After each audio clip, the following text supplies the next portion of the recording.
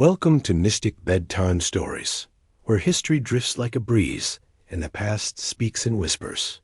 Tonight, as you settle beneath the quiet hush of twilight, we invite you to journey back to a time when the world trembled beneath the hooves of an empire born not in palaces, but in the endless steppe.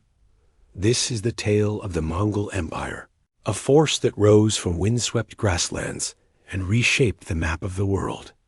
It began with a boy named Temujin, cast out and hungry beneath the stars, who would one day become Genghis Khan, the great Khan of the eternal blue sky. His was not merely a campaign of conquest, but a vision of order, law, and legacy. Icy passes and golden deserts, through the heart of Asia and deep into Europe, his riders carried not only fear, but also connections spanning cultures, forging trade routes, and leaving behind the bones of empires in their wake. From the Silk Road to the cities of Persia, from the walls of China to the plains of Hungary, the rhythm of galloping hooves became the pulse of a new world. As the firelight fades and sleep draws near, let your mind ride beside them.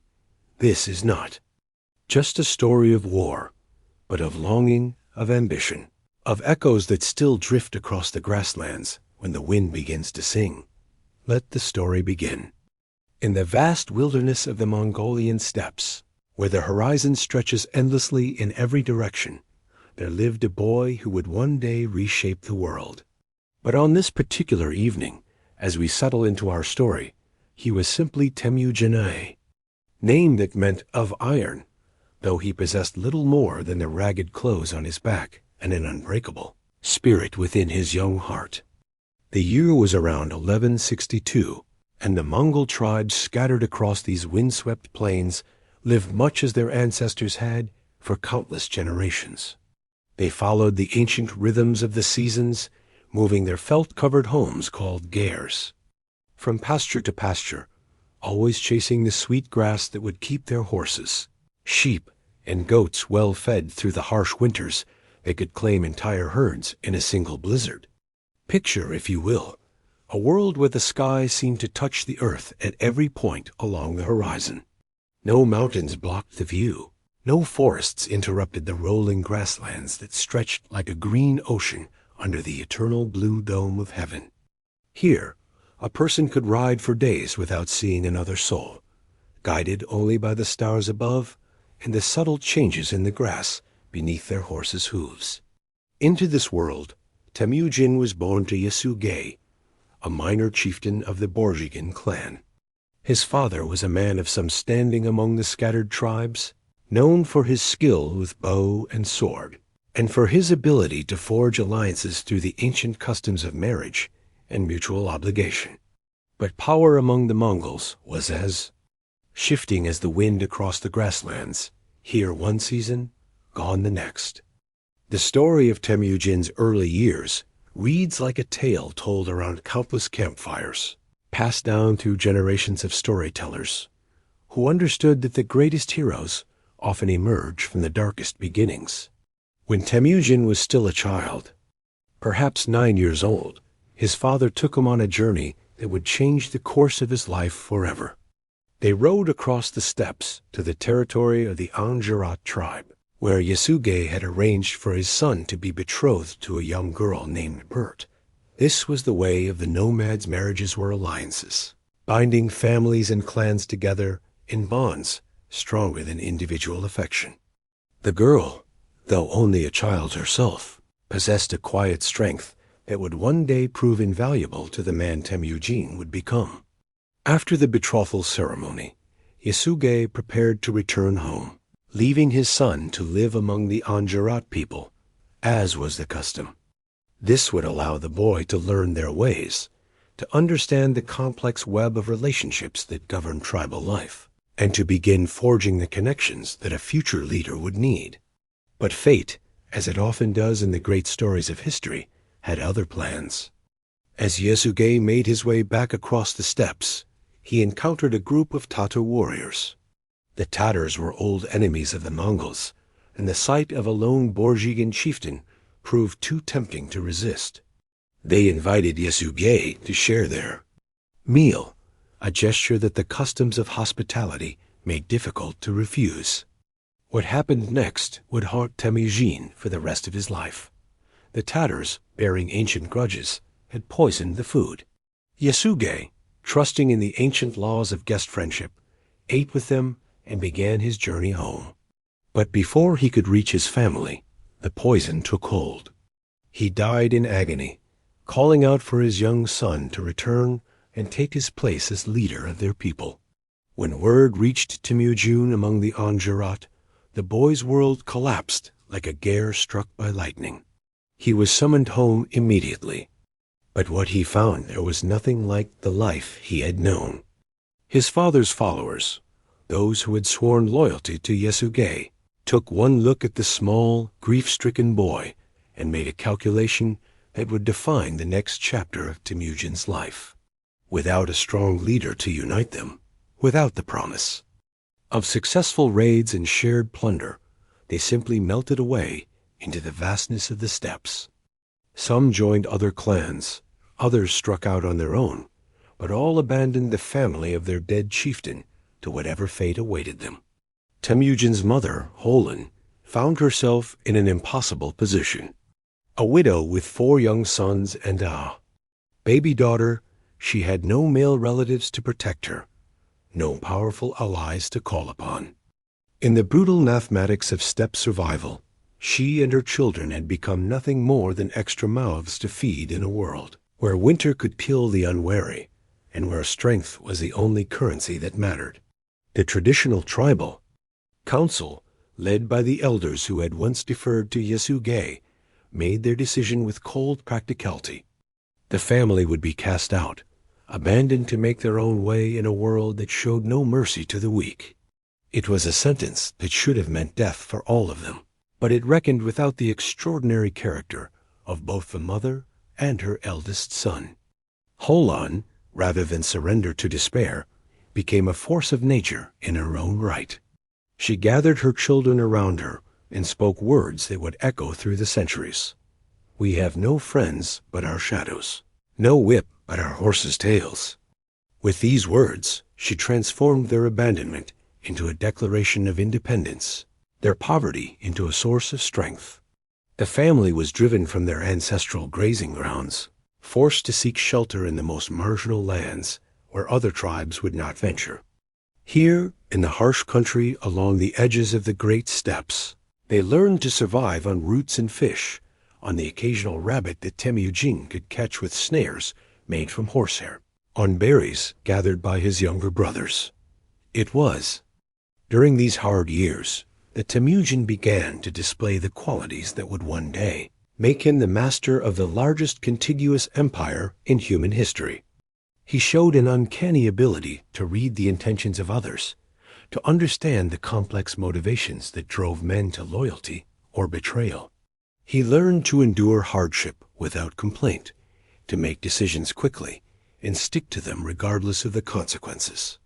But perhaps most importantly, he learned the bitter lesson that would shape all his future policies, that mercy was often mistaken for weakness, that the only way to ensure loyalty was through a combination of generosity to friends and terrible swift punishment for enemies. The child who had once trusted in the protection of family and clan was slowly being forged into something harder and more dangerous. The transformation was not immediate, nor was it without setbacks. On one terrible day, when Temujin was perhaps 14 years old, he was captured by the Taishid tribe, former allies of his father, who had turned against the family in their time of need. They locked him in a wooden collar called a kang, a heavy restraint that made it impossible for him to feed himself or lie down comfortably. For months, he was passed from family to family within the tribe, displayed as a warning to others who might challenge the established order. But even in captivity, Temujin was planning, watching, learning. He studied the weaknesses of his captors, memorized the layout of their camps, and waited for his moment. That moment came during a great feast when the entire tribe had gathered to celebrate, and most of the warriors were deep in their cups. Temujin struck down his guard with the heavy wooden collar itself, then slipped away into the darkness. He hid in a stream, breathing through a reed while search parties passed overhead, and eventually made his way back to his family's hiding place. The escape became the stuff of legend among the Mongol tribes, the first sign that this young man might possess the favor of the eternal blue sky that the nomads worshipped. But for Temujin himself, it was something else entirely, proof that he could survive anything, that he could turn even the most desperate situation to his advantage. As he grew into young manhood, Temujin began to attract followers of his own. They came at first in ones and twos other outcasts, younger sons with no inheritance, ambitious men who saw something in this intense young warrior that others missed. He treated them not as servants, but as brothers, sharing whatever meager resources he had, and never asking them to face dangers he would not face himself. This was revolutionary thinking among the Mongol tribes, where rigid hierarchies and blood relationships determined every aspect of life. Temujin was creating something new, a brotherhood based on merit and mutual loyalty rather than birth and tradition. It was a concept that would eventually reshape not just the steppes, but the entire world. And so, as the sun sets over the endless grasslands of Mongolia, we leave the young Temujin at the threshold of greatness, still unknown to the wider world, still struggling to reunite the scattered tribes of his people. The boy who had lost everything was about to begin the greatest conquest in human history, driven by dreams as vast as the steppes themselves, and a will as unyielding as the iron in his name. The wind continues to blow across the grasslands, carrying with it the whispers of destiny and the promise of stories yet to be told.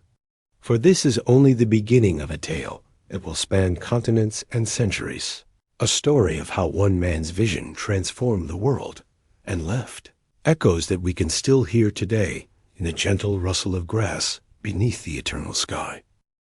As the years passed like clouds drifting across the endless Mongolian sky, the young man who had once been called Temujin began to weave together the scattered threads of his destiny. The harsh lessons of his youth had not broken him. Instead, they had forged him into something the steppes had never seen before, a leader who understood that true power came not from birth or tradition, but from the loyalty of those who chose to follow. By his early 20s, Temujin had begun to gather around him a collection of men who would become legendary in their own right. There was Jamuka, his childhood friend and blood brother, a charismatic warrior who represented the old ways of tribal leadership. There was Bert, the girl he had been betrothed to as a child, now grown into a woman of remarkable wisdom and strength who would become his most trusted advisor. And there was Togrul, the aging Khan of the Karaites, who had been his father's ally and who now offered protection to the young warrior in exchange for loyalty and service. These relationships, complex and often fraught with tension, would define the next phase of Temujin's journey toward greatness. For in the world of the Mongol tribes, alliances were as shifting as sand dunes, and today's blood brother might become tomorrow's mortal enemy. The young leader was about to learn this lesson in the most painful way possible. The crisis came when Bert was kidnapped by the Merkits, a tribe seeking revenge for an old slight involving Temujin's father. The raid came at dawn, as raids always did, when the camp was still drowsy with sleep and the guards were thinking more of their morning tea than of enemies approaching through the tall grass. Bert was taken along with other women and children, carried off to a fate that filled Temujin with a rage that burned like fire in his chest. This was the moment that would define him as a leader. A lesser man might have mourned and accepted the loss, understanding that in the harsh world of the steppes, such tragedies were simply part of life. But Temujin was not a lesser man. He called upon his allies, Jamuka and Togrul, and together they assembled a force unlike anything the Merkits had expected. The rescue mission was planned with the precision that would later characterize all of Temujin's military campaigns. They struck at night, using the darkness and their intimate knowledge of the terrain to approach the market camp undetected. The attack was swift and merciless, and when dawn broke, Berk was free, and the Merkits had learned that there were consequences to challenging the young warrior from the Borjigin clan. But the successful rescue brought with it a complication that would haunt Temujin for years to come. Berk returned to him pregnant, and though he accepted the child as his own, the question of paternity would always linger. This was the kind of situation that could destroy a man's reputation among the tribes, where bloodlines and legitimacy were everything. Yet Temujin's response revealed the depth of his character. He showed no anger toward Berk, no doubt about his decision to claim the child, and no weakness in the face of whispered gossip. The successful campaign against the Merkits established Temujin's reputation as a military leader, but it also set in motion the forces that would eventually lead to his break with Jamuka.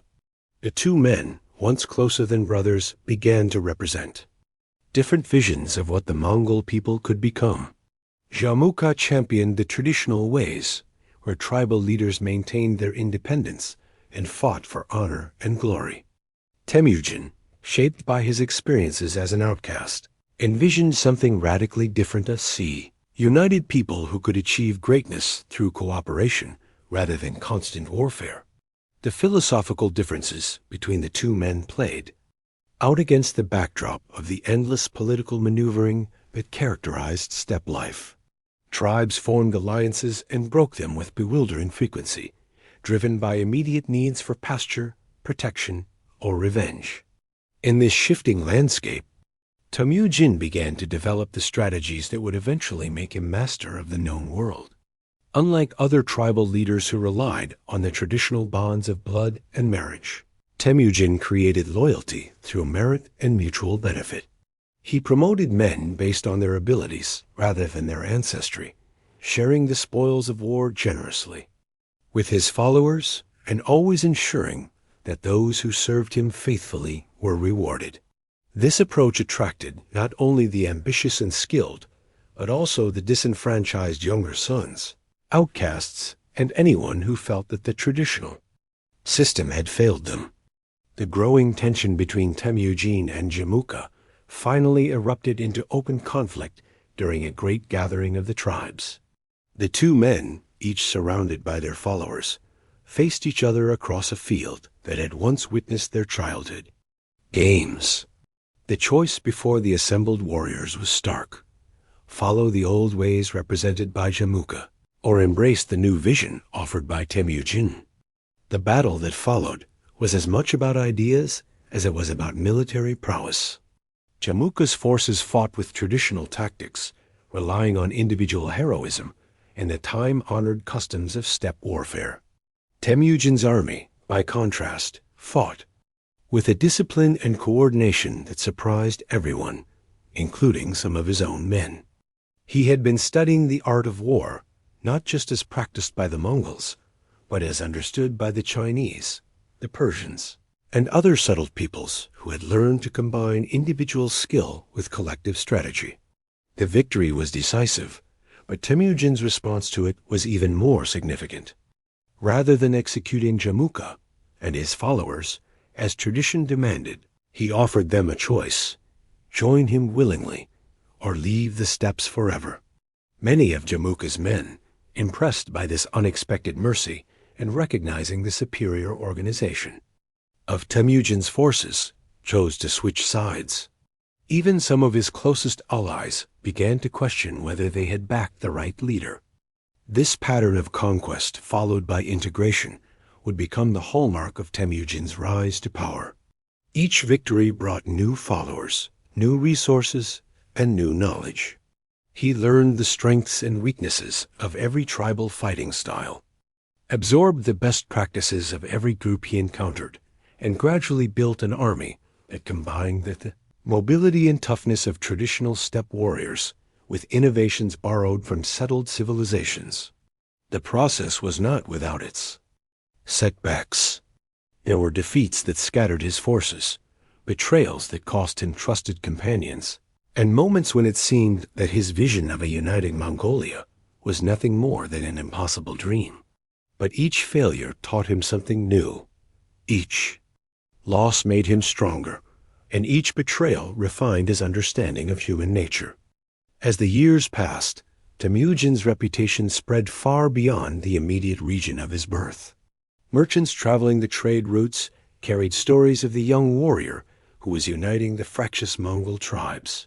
Diplomats from the Jin dynasty in northern China began to take notice of the increasing stability along their northern borders. Even the distant Khwarezm Empire, secure in its cities and fortresses, received reports of changes in the steppes that might affect the balance of power in Central Asia. But it was not until 1206, when Temujin was in his 40s, that the full significance of his achievements became clear. In that year, representatives from all the major Mongol tribes gathered at a great assembly called a Kurultai. The meeting took place in the shadow of the sacred mountain Birken Kaldin, where Temujin had once hidden from his enemies, and where he had first understood that his destiny was larger than mere survival. The Kurultai was unlike any gathering in Mongol history. Rather than the usual chaotic assemblage of competing chiefs and their followers, this was a carefully orchestrated ceremony designed to formalize what had already been accomplished through years of warfare and diplomacy. The assembled leaders, many of whom had once been Temujin's enemies, now stood ready to acknowledge him as their supreme leader. The ceremony itself was steeped in the ancient traditions of the steppes, but its implications were revolutionary. When the shamans completed their rituals and the sacred banner was raised, Temujin ceased to exist. In his place stood Genghis Khan, a title that meant universal ruler, or emperor of all under heaven. The orphaned child who had once scrounged for roots to survive had become the acknowledged leader of the most formidable military force on earth. The new great Khan's first act was to reorganize his army according to the decimal system that would become famous throughout the world. Units of 10, 100, 1,000, and 10,000 called tumens replaced the old tribal divisions. This system broke down the traditional loyalties that had kept the Mongols divided, creating new bonds based on shared service rather than shared ancestry. But Genghis Khan's innovations went far beyond military organization. He established a written code of laws known as the Yasa, which applied equally to all members of the Confederation, regardless of their tribal origin. The code emphasized religious tolerance, protection of diplomatic envoys, and the principle that promotion should be based on merit rather than mirth. These were radical ideas in a world where social hierarchy was considered divinely ordained. The transformation of the Mongol Confederation into a unified empire was not merely a political achievement. It was a cultural revolution that would reshape the entire Eurasian continent. The scattered tribes that had once spent their energies fighting each other now looked outward, toward the settled civilizations that surrounded them. The world was about to discover what the Mongols could accomplish when they worked together. As our story pauses here, with the great Kurultai concluded and the new empire taking shape, we can sense the anticipation that must have filled the air on those ancient steppes. The wind that had witnessed centuries of tribal warfare now carried the promise of something unprecedented, a force that would soon sweep across continents, connecting east and west in ways that had never been imagined. The boy who had learned to survive on the margins of society had become the man who would redraw the map of the world. And as the felt banners of the new empire fluttered in the eternal wind of the grasslands, the greatest adventure in human history was about to begin. Now that Genghis Khan had united the scattered tribes under his banner, the great steppes fell into an unusual quiet. For the first time in generations, the Mongol people were not fighting among themselves. Instead, they were learning to move as one great organism, like a massive herd of horses that could change direction with perfect synchronization at the slightest signal from their leader. It was during these peaceful months that the true genius of Genghis Khan revealed itself. While other conquerors throughout history had relied on overwhelming numbers or superior weapons, the great Khan understood that his greatest advantage lay not in what his warriors carried, but in how they thought, how they moved, and how they fought as a single unified force. The foundation of Mongol military success was built upon something as simple and ancient as the relationship between a rider and his horse. From the moment a Mongol child could walk, they learned to ride. By the time they reached adulthood, horse and rider had become almost a single being, moving together with an intuitive understanding that no amount of training could fully replicate in other cultures. But the Mongols took this natural advantage and refined it into something approaching art. Each warrior maintained a string of horses, usually 4 or 5 animals, each trained for specific purposes. There was the war horse, bred for courage and endurance in battle. There was the swift messenger horse, capable of covering vast distances at remarkable speed. There were the sturdy pack horses that could carry supplies across terrain that would defeat wheeled transport. And there was always at least one Mare whose milk provided sustenance during long campaigns. This system of multiple horses per warrior gave the Mongol army a mobility that astonished their enemies. While European knights might manage 30 miles in a day, Mongol warriors could cover twice that distance, and they could maintain such pace for weeks at a time. They seemed to appear from nowhere, strike with devastating effect, and vanish again before their enemies could organize a response. The weapons of the Mongols were as perfectly adapted to their way of life as their horses. The recurved bow, made from layers of horn, sinew, and wood, was a masterpiece of engineering that could drive an arrow through armor at distances that left enemy archers helpless. But it was not just the bow itself that made Mongol archery so deadly. It was the way they used it. Unlike the foot archers of settled civilizations, who stood in fixed formations and shot in volleys, Mongol warriors fired from horseback while moving at full gallop. They could shoot forward, backward, and to either side with equal accuracy, turning their entire army into a mobile artillery platform that could strike from any angle. The sight of a Mongol charge, with thousands of riders releasing arrows in perfect synchronization, was said to darken the sky like a storm cloud. But perhaps the most devastating aspect of Mongol tactics was their use of deception and psychological warfare. Genghis Khan understood that the mind of an enemy was often more important than his sword arm. The Mongols perfected the art of the feigned retreat, a maneuver that had broken armies since ancient times, but which they elevated to new heights of effectiveness. A typical Mongol attack would begin with a probing assault by a relatively small force. These warriors would engage the enemy briefly, then suddenly turn and flee in apparent panic. The natural instinct of any army was to pursue, hoping to turn a retreat into a rout. But the Mongols had planned for this reaction, and as the enemy forces stretched out in pursuit, they would be led into carefully prepared ambushes. The fleeing Mongols would suddenly wheel around, supported by fresh forces that had been concealed. Nearby, the pursuing army, tired from the chase and spread out in disorder, would find themselves surrounded by enemies who seemed to have materialized from the earth itself. What had begun as a victory pursuit would end in complete disaster. This tactic was so effective that it became the signature of Mongol warfare, used successfully from the steppes of Asia to the plains of Europe. Armies that had never faced the Mongols before would fall victim to it again and again, unable to believe that any force could maintain such discipline during an apparent retreat.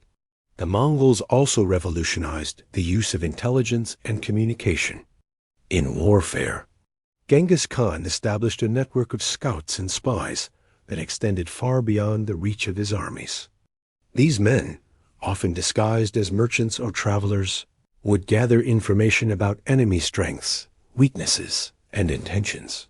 By the time a Mongol army arrived at a city or battlefield, They already knew more about their opponents than those opponents knew about themselves. The famous Mongol messenger system, known as the Yam, was perhaps the most sophisticated communication network the world had ever seen. Relay stations were established across the empire, each maintained by local populations who were required to provide fresh horses and supplies for official messengers. A message could travel from one end of the empire to the other faster than any army could march, allowing the great Khan to coordinate military operations across vast distances. But it was not just the speed of communication that gave the Mongols their advantage, it was the quality of the information they gathered. Mongol intelligence networks were extraordinarily detailed, compiling information not just about military capabilities, but about political divisions, economic conditions, and social tensions within enemy territories. They knew which nobles might be bribed, which populations might welcome liberation from oppressive rulers, and which cities might surrender without a fight. When diplomacy failed and battle became inevitable, the Mongols employed tactics that maximized their advantages while minimizing their exposure to enemy strengths. They avoided the direct, frontal assaults that characterized most medieval warfare, instead using their superior mobility to strike at the flanks and rear of enemy formations. They would appear to offer battle and withdraw just as the enemy advanced, leading them into terrain chosen by the Mongols themselves. The psychological impact of these tactics was often as important as their military effectiveness. Enemies who had prepared for conventional warfare found themselves facing an opponent who seemed to follow no recognizable rules. The Mongols would attack at dawn, at midnight, during snowstorms, or in the heat of summer. They would strike at the main army, then disappear to raid supply lines and civilian populations. They created an atmosphere of constant uncertainty and fear that often broke enemy morale before the decisive battle was even fought. One of the most terrifying aspects of Mongol warfare was their use of siege techniques borrowed from Chinese and Islamic engineers. The nomadic warriors, who had originally known only raid and ambush, quickly learned to build catapults, trebuchets, and other siege engines. They also developed innovative techniques for taking fortified cities, including the use of captive populations as human shields, and the diversion of rivers to flood or undermine city walls. But perhaps the most important innovation in Mongol tactics was their integration of different military traditions. As they conquered new territories, they absorbed the best practices of each culture they encountered. Chinese engineers taught them siege warfare, Persian cavalry provided heavy shock troops, and European crossbowmen added their skills to the Mongol arsenal. The result was a military machine that combined the best elements of every fighting tradition known to the medieval world. The decimal organization that Genghis Khan had established proved crucial to implementing these complex tactics. The rigid hierarchy of tens, hundreds, thousands, and 10,000s allowed for precise coordination of large-scale maneuvers. Orders could be transmitted down the chain of command with remarkable speed and accuracy, while information flowed back up the hierarchy to keep commanders informed of changing battlefield conditions. Training was constant and intensive. Even during peacetime, Mongol warriors practiced their skills through elaborate hunting expeditions that were essentially military exercises in disguise. These hunts, called battus, involved thousands of warriors surrounding vast areas of wilderness and gradually closing in on the trapped animals. The skills required coordination, communication, patience, and precise timing were identical to those needed for successful military campaigns. As we reflect on these innovations in the quiet of our evening, we can sense the profound change that was spreading across the world. The Mongols had transformed warfare from a crude test of strength into a sophisticated art that combined mobility, intelligence, psychology, and technology in ways that no previous culture had achieved. Their enemies, accustomed to the predictable, patterns of traditional warfare, found themselves facing something entirely new and utterly devastating. The wind that had always blown across the steppes now carried with it the promise of conquest on a scale that the world had never seen. The scattered tribes that had once fought with stone axes and wooden spears had become the most formidable military force in human history. And as the great empire prepared to look beyond its traditional borders, the settled civilizations of the world were about to discover what it meant to face the combined might of the united Mongol nation. The stage was set for conquests that would reshape the map of the world, and the tactics perfected on the endless grasslands were about to be tested against the greatest cities and armies of the age. The autumn wind carries ancient whispers across the vast steppes tonight, dear listener. As you settle into the gentle embrace of sleep, let us journey once more to that time when the world trembled beneath the hooves of Mongol horses, when empires that had stood for centuries began to crumble, like autumn leaves before the approaching winter dot in the year 1205. When the morning mist still clung to the grasslands like a silk veil, Genghis Khan turned his piercing gaze southward. Beyond the rolling hills of his homeland lay kingdoms that had grown fat and complacent behind their towering walls. The Western Xia, a realm of desert fortresses and silk-draped palaces, stretched across the northwestern reaches of what we now call China. For generations, these Tangut people had demanded tribute from the scattered Mongol tribes, treating the fierce nomads as mere vassals to be used and discarded. But now, the tables had turned. The scattered tribes were united under one banner, and that banner bore the wolf's head of Genghis Khan. Picture, if you will, the moment when the Khan's war council gathered in the great felt tent. The air was thick with the scent of Mare's milk and the smoke of the sacred fire. His generals, weathered men whose faces bore the marks of countless battles, sat in a circle as their leaders spoke in measured tones. "The Western Xia have forgotten their place," he said, his voice carrying the weight of destiny. "They have grown rich from our labor, fat from our tribute. It is time they learned what it means to face the united tribes of the steppes." The first campaigns against the Western Xia began like a gentle rain that gradually becomes a thunderstorm. Mongol raiders, moving like shadows across the desert, struck at the outer settlements with surgical precision. They came not as a destroying flood, but as a careful surgeon, testing the defenses, learning the weaknesses. The Tangut armies, accustomed to fighting from behind their walls, found themselves facing an enemy that refused to play by the ancient rules of warfare. The siege of Valahai marked the beginning of a new chapter in the art of war. Where other armies would have thrown themselves against the walls in futile charges, the Mongols waited. They diverted rivers, starved the defenders, and when the gates finally opened, they showed both mercy to those who surrendered and ruthless efficiency to those who resisted. This was not mere conquest. It was a masterclass in psychological warfare. As the seasons turned and the campaign progressed, word reached the Khan of greater prizes to the south. The Jin dynasty, that mighty empire that had ruled northern China for over a century, had made a fatal mistake. In 1211, they had insulted Genghis Khan by demanding that he bow before their emperor. The Khan's response was swift and decisive. "The eternal blue sky has withdrawn its mandate from the Jin," he declared. "We shall be the instrument of heaven's judgment." The invasion of the Jin territories began with the systematic destruction of their frontier defenses. Mongol armies, now swollen with experienced warriors and Chinese engineers who had joined their cause, moved like a great wave across the landscape.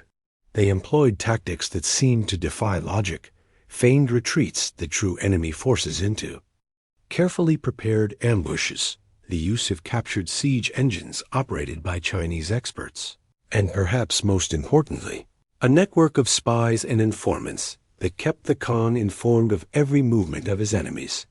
The siege of Zhongdu, the Jin capital, we now know as Beijing, lasted nearly 2 years. It was here that the world first witnessed the true genius of Mongol military organization. While one army besieged the city, others ranged far and wide, capturing supply lines, defeating relief forces, and gradually tightening the noose around. The Jin capital. The defenders, trapped behind their walls, could only watch as their empire crumbled around them. But perhaps the most fateful campaign began not with the clash of armies, but with the arrival of a simple merchant caravan. In 1218, Genghis Khan had sent a delegation of Muslim merchants to the great Khwarezmian Empire, that vast realm that stretched from the Caspian Sea to the borders of India. The Khan's intentions were peaceful. He sought trade, not war, with this distant kingdom.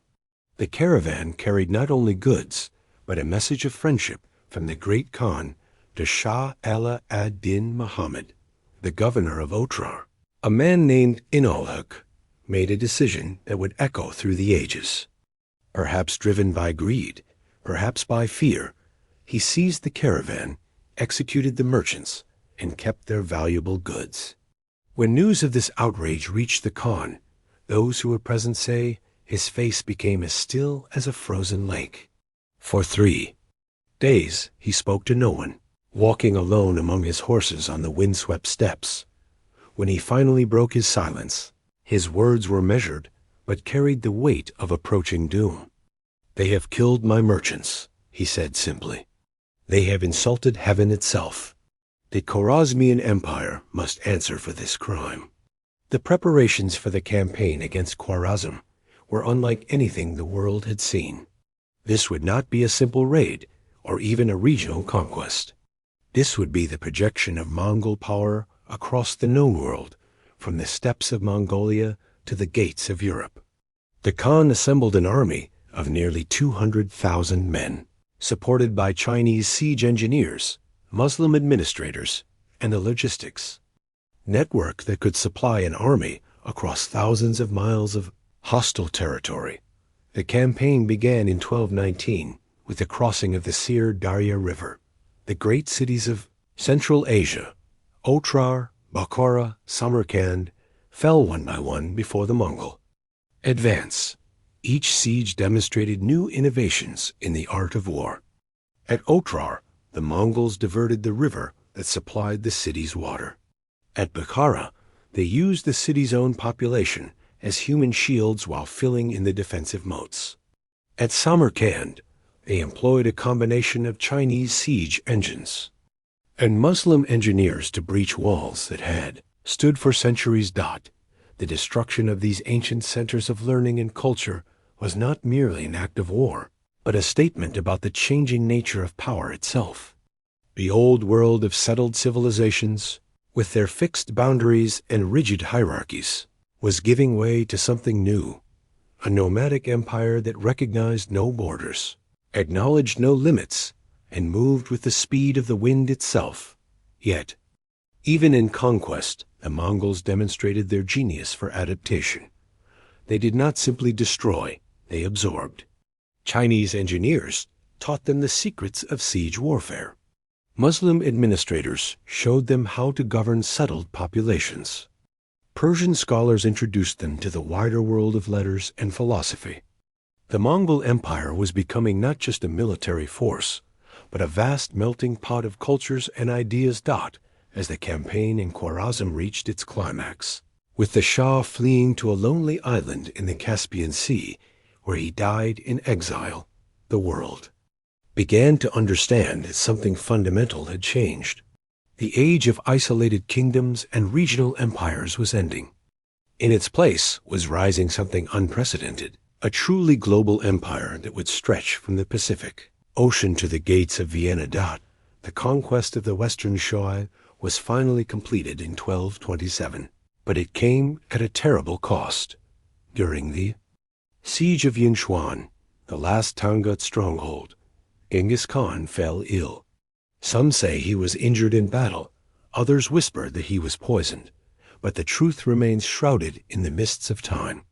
What we know is that the great Khan, the man who had united the tribes and conquered half the world, died in the summer of 1227, with the sounds of battle still echoing across the desert. His final command, given with his last breath, was characteristically practical and ruthless. The western Shia capital must fall, and when it did, the entire population was to be put to the sword. No trace of the Tangut kingdom was to remain. It was a harsh end to a harsh campaign, but it established a precedent that would echo through the ages. Those who opposed the Mongols completely would face complete annihilation. The Jin dynasty, though gravely wounded, would survive until 1234, when the last Jin emperor would throw himself from the walls of Keijo rather than surrender to the Mongols. The Khwarezmian Empire was already a memory, its great cities reduced to ruins from which smoke still rose years after the conquest. But the Mongol Empire itself was stronger than ever, held together not by the presence of any single leader, but by the institutions and traditions that Genghis Khan had created. The desert wind carries secrets tonight, dear listener, secrets written in sand and stone across the ancient lands of Persia. As you rest beneath the gentle embrace of evening, let us follow the hoofbeats of Mongol horses as they thunder across landscapes that had witnessed the rise and fall of empires for 2,000 years. Here, in the cradle of civilization, where poets sang of roses and nightingales, a storm was gathering that would reshape the very soul of the Middle East. The year was 1219, and the world had never seen an army quite like the one that Genghis Khan assembled for his Persian campaign. Unlike the tribal raids of earlier years, this was a systematic military machine, a force of nearly 200,000 warriors supported by Chinese siege engineers, Muslim administrators, and a logistics network that could supply an army across thousands of miles of hostile territory. The Khan himself, now in his 50s, had evolved from a tribal chieftain into something approaching a force of nature. The crossing of the Seir Darya River marked the beginning of what Persian chroniclers would later call the Storm of the Mongols. The great trading cities of Central Asia lay before them like jewels scattered across a vast carpet. Otrar, where the fateful caravan had been destroyed, was the first to feel the weight of Mongol vengeance. The siege lasted 5 months, but when the city finally fell, the Khan's justice was swift and terrible. The governor who had ordered the execution of the Mongol merchants was killed by having molten silver poured into his eyes and ears, a punishment that sent shockwaves across the Islamic world. From Otrar, the Mongol armies spread like water, flooding a vast plain. Genghis Khan had learned the art of dividing his forces, allowing him to strike at multiple targets simultaneously, while keeping his enemies guessing about his true intentions. One army, led by his son Joki, swept northward along the Seir Darya, capturing city after city with methodical precision. Another, commanded by Chagatai and Gedai, moved toward the great prize of Otrar itself, while the Khan himself led the main force toward the heart of the Khwarezmian Empire. The city of Bukhara, that ancient seat of learning and culture, fell almost without a fight in early 1220. The Mongols had learned that terror could be as effective as any siege engine. Word of their approach had preceded them, carried by refugees who spoke of cities erased from the earth, of armies that moved faster than the wind itself. When the Mongol host appeared before Bukhara's walls, the garrison simply abandoned the city, leaving the civilians to face their fate alone. Genghis Khan's entry into Bukhara was a moment that would echo through history. He rode his horse directly into the great mosque, and when the Islamic scholars prostrated themselves before him, he supposedly declared, "I am the punishment of God. If you had not committed great sins, God would not have sent a punishment like me upon you." Whether he actually spoke these words or not, they captured the essence of how the Mongols saw themselves, as instruments of divine justice, sweeping away the corrupt and the complacent. The treatment of Bukhara set a pattern that would be repeated across Persia. The city was systematically looted, its libraries burned, its scholars scattered to the winds. Yet this destruction was not random vandalism. The Mongols were selective in their violence, sparing craftsmen and administrators who could be useful to their empire while eliminating those who might pose a threat. It was conquest as both art and science, brutal but purposeful. The siege of Samarkand, begun in March 1220, demonstrated the full evolution of Mongol military tactics. This was not the traditional nomadic warfare of the steppes, but a sophisticated combined arms operation that incorporated the best military engineering of the age. Chinese siege engines hurled massive stones at the walls, while Muslim engineers, recruited from captured cities, dug tunnels to undermine the fortifications. The city's famous Iron Gate was shattered by a new type of gunpowder weapon, an early glimpse of the technological revolution that was transforming warfare. The fall of Samarkand marked the effective end of the Khwarezmian Empire as a unified state. Shah Ala ad-Din Muhammad, the once mighty ruler who had insulted the great Khan, fled westward with a handful of followers, pursued by a select force of 20,000 Mongols led by Subutai and Jib, two of the most skilled generals in history. The chase would take them across the entire breadth of Persia, through the mountains of the Caucasus, and on to the Russian steppes. But that is a tale for another night. As the main Mongol army advanced deeper into Persia, they encountered a landscape of breathtaking beauty and ancient sophistication. This was the land of Cyrus and Darius, where the first great empire in human history had been forged.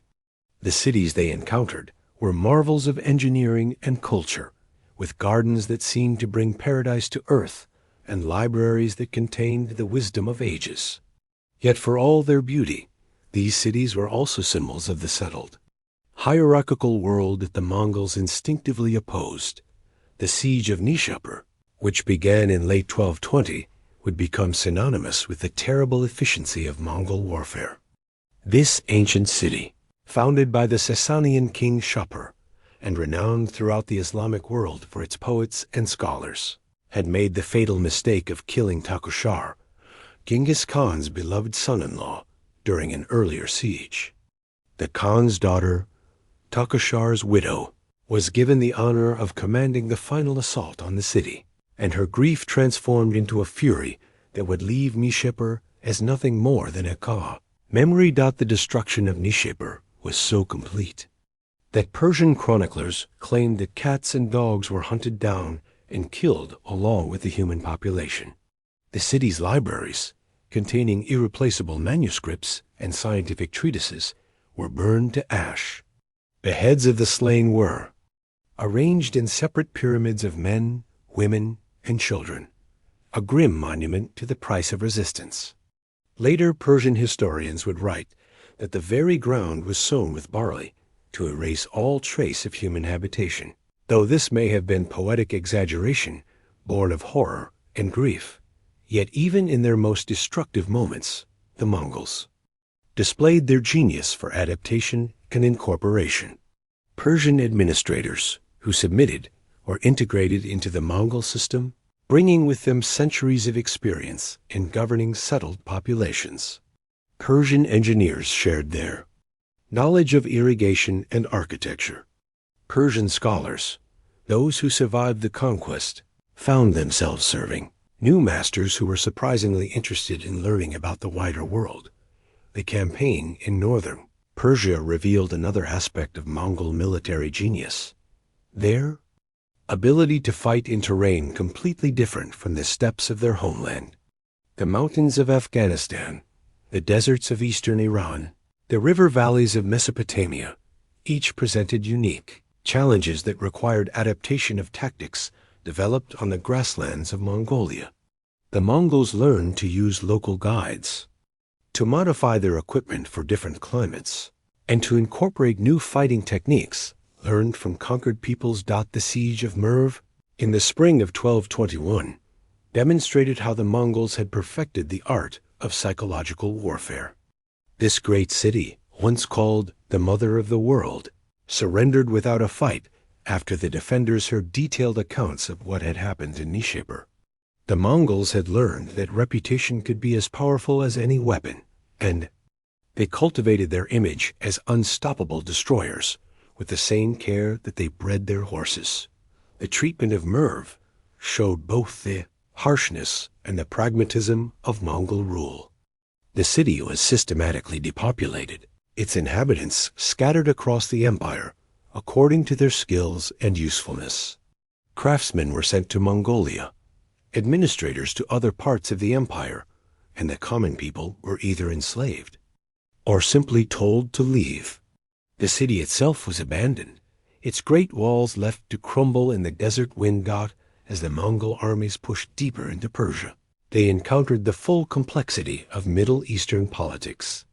This was not simply a matter of conquest, but of navigating between competing dynasties, religious sects, and ethnic groups that had been in conflict for generations. The Mongols, with their pragmatic approach to governance, often found themselves playing different factions against each other, supporting whichever group seemed most useful to their purposes. The pursuit of the fleeing Shah led the Mongols to the shores of the Caspian Sea, where the once mighty ruler died in exile on a small island, abandoned by his followers and reduced to a shadow of his former self. His death marked the end of the Khwarezmian Empire, but it also marked the beginning of a new phase in Mongol expansion. The armies that had conquered Persia would not simply return home with their loot. They would continue westward, carrying the Mongol banner into the Caucasus, across the Russian steppes, and eventually to the gates of Europe itself. The transformation of Persia under Mongol rule was not simply a story of destruction and conquest. It was also a story of cultural exchange and adaptation. Persian craftsmen introduced new techniques to the Mongol world, while Mongol military innovations revolutionized Persian warfare. The famous Persian miniature painting tradition would later incorporate Mongol artistic elements, creating a new hybrid style that reflected the multicultural nature of the empire. The Persian campaign also revealed the growing sophistication of Mongol administration. Unlike the early tribal raids, this was a systematic conquest designed to create lasting control over vast territories. The Mongols established a network of governors and administrators, many of them Persian, who were responsible for collecting taxes, maintaining order, and ensuring the loyalty of the population. This was no longer merely conquest for plunder, but conquest for empire. As the Persian campaign drew to a close in 1221, the Mongol Empire had been transformed from a confederation of steppe tribes into a truly transcontinental power. The wealth of Persia, the skills of its craftsmen, and the knowledge of its scholars had all been incorporated into the growing Mongol system.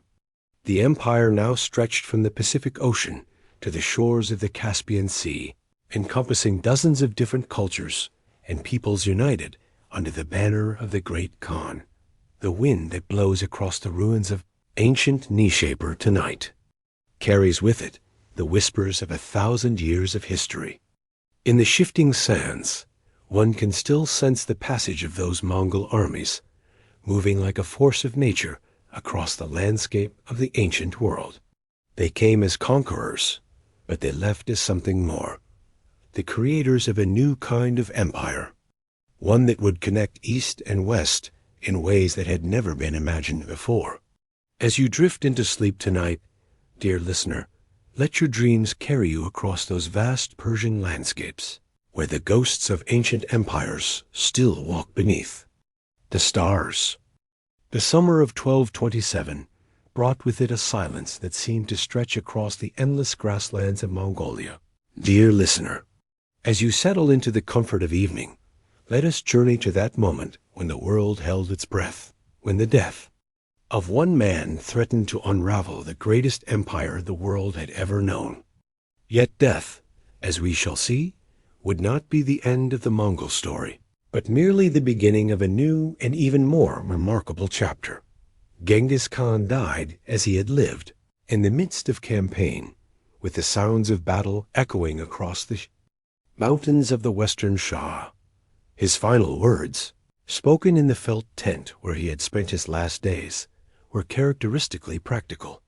The empire he had built must not die with him. His sons and grandsons must continue the great work of uniting the world under the eternal blue sky. The tribal confederation that had begun with a handful of scattered clans must evolve into something greater, something that could outlast any single leader. The immediate aftermath of the Khan's death revealed the true genius of the system he had created. Rather than fragmenting into warring factions, as so many empires had done before, the Mongol leadership came together in a great Kuriltai, a traditional assembly of chiefs and nobles held at Kodo Aral on the banks of the Kurwan River. For 2 years, Tolui, the youngest son, held the regency while the succession was formally decided. This was not merely a power struggle, but a careful process of ensuring that the empire would continue to function according to the principles that Genghis Khan had established. The choice of Gedai as the new great Khan was not surprising to those who knew the family well. Genghis Khan had made it clear that he wanted Gedai to succeed him, recognizing in his third son the diplomatic skills and administrative acumen that the growing empire would need. Unlike his father, who had been first and foremost a warrior, Gedai possessed the patience and political instincts necessary to govern a realm that now stretched from the Pacific Ocean to the Caspian Sea. The formal enthronement of Gedai in 1229 marked the beginning of what historians would later call the Golden Age of Mongol expansion. But this was expansion of a different kind than what had come before. Where Genghis Khan had been driven by personal ambition and tribal loyalty, Gedai was motivated by a grander vision, the creation of a truly universal empire that would unite all peoples under Mongol rule. This was no longer conquest for its own sake, but conquest as the foundation of a new world order. The division of the empire that had begun under Genghis Khan now took on a more formal structure. Each of his 4 sons was to hold a vassal kingdom, but these were not independent realms. They were components of a greater whole, each contributing to the strength and stability of the empire as a whole. The system that emerged was both centralized and decentralized, allowing for local autonomy while maintaining overall unity of purpose. In the West, the lands that would become known as the Golden Horde stretched from the Volga River to the borders of Eastern Europe. G, the eldest son, had been given the land from the Yenisei River and the Aral Sea westward, as far as the hooves of Mongol horses have reached. Though G had died before his father, his son Beta would inherit this vast domain and use it as a launching pad for the conquest of Russia and Eastern Europe. The Golden Horde would become the western arm of Mongol power, bringing the nomadic traditions of the steppes into direct contact with the settled civilizations of Europe. The Chagatai Khanate, named after Genghis Khan's second son, controlled the heart of Central Asia. Chagatai received Kashgaria and most of Mavarakar, the territory between the Amu Darya and the Sir Darya. This realm would become the guardian of Mongol tradition and law, preserving the Yasa and the nomadic way of life, even as other parts of the empire adapted to local customs. The Chagatai Khanate served as a bridge between the eastern and western parts of the empire, facilitating trade and communication across the vast expanse of the Silk Road. In the southwest, the Ilkhanate emerged as the Mongol response to the complex political and religious landscape of Persia and the Middle East. This Khanate, which would eventually encompass modern-day Iran, Iraq, and parts of Afghanistan and Turkey, faced the unique challenge of governing populations that were deeply rooted in Islamic tradition. The Ilkhanate would become a fascinating experiment in cultural synthesis, as Mongol rulers learned to work within existing Persian administrative structures while maintaining their own distinct identity. The Yuan dynasty, established by Kublai Khan in China, represented perhaps the most dramatic transformation of Mongol rule. Here, the descendants of nomadic warriors would become Chinese emperors, adopting Confucian principles of governance while maintaining their Mongol heritage. The Yuan dynasty would prove that the Mongol system was flexible enough to adapt to any environment, any culture, any tradition. Under Gedi's leadership, the empire embarked on a period of unprecedented expansion and consolidation. Gedi further expanded the road system, ordering the Chagatai Khanate and Golden Horde to link up roads in western parts of the Mongol Empire. This was not merely military conquest, but the creation of infrastructure that would facilitate trade, communication, and cultural exchange across the largest contiguous land empire in history. The completion of the conquest of the Jin dynasty in 1234 marked the end of Chinese resistance to Mongol rule in the north. This victory was achieved not through the brutal tactics of earlier campaigns, but through a combination of military pressure, diplomatic negotiation, and the skilled use of Chinese allies and administrators. The Mongols had learned that ruling an empire required different skills than building one. The campaign against the Song dynasty in southern China, which would continue for decades, demonstrated the evolution of Mongol military tactics. Naval warfare, siegecraft, and the administration of densely populated agricultural regions all required new approaches. The Mongols proved remarkably adaptable, incorporating Chinese military engineers, Korean naval expertise, and Persian administrative techniques into their expanding repertoire of imperial tools. Meanwhile, in the West, the stage was being set for the most ambitious Mongol campaign yet undertaken. The conquest of Europe, which had been a distant dream during Genghis Khan's lifetime, now became a realistic possibility. Bedtime Khan, grandson of Genghis Khan and ruler of the Golden Horde, began the systematic preparation for an invasion that would carry Mongol armies to the gates of Western Europe. The Mongol military machine that emerged under Gedi was different from the tribal confederation that had begun the conquests. It was more sophisticated, more diverse, and more capable of operating in a wide variety of environments. Chinese siege engineers worked alongside Persian administrators and Arab scholars. Korean naval officers served with Mongol cavalry commanders. The empire had become a truly multicultural enterprise, united not by ethnicity or religion, but by loyalty to the great Khan and the principles of Mongol law. The religious tolerance that had characterized Genghis Khan's rule continued under his successors. Christians, Muslims, Buddhists, and adherents of traditional shamanistic beliefs all found places within the Mongol system. This tolerance was not merely pragmatic, though it certainly had practical benefits. It reflected a deeper Mongol understanding that diversity of belief could strengthen rather than weaken the empire. The rulers of 3 of the 4 Khanates eventually converted to Islam, along with many of their people. But this religious diversity did not prevent the empire from functioning as a unified whole. The economic implications of the expanded empire were staggering. The Silk Road, which had been disrupted by centuries of warfare and political instability, was now unified under a single authority. Merchants could travel from Beijing to Baghdad with a single set of documents, protected by Mongol law and supported by an extensive network of way stations and trading posts.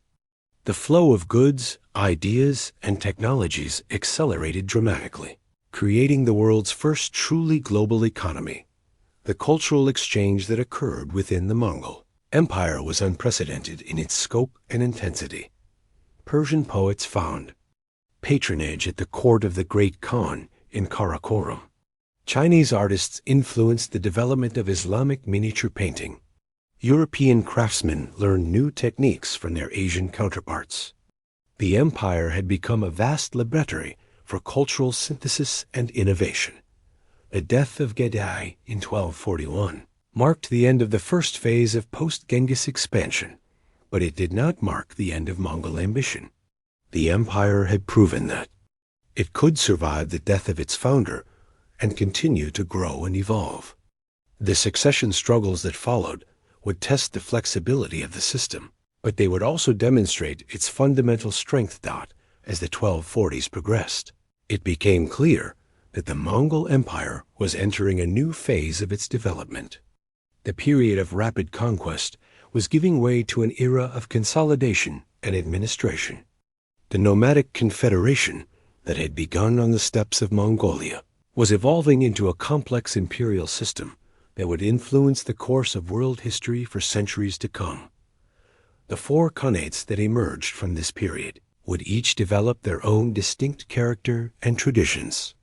The Golden Horde Khanate in the northwest, the Chagatai Khanate in the west, the Il Khanate in the southwest, and the Yuan dynasty, based in modern-day Beijing, would pursue their own interests and objectives, but they would remain connected by the common heritage of Mongol law and tradition.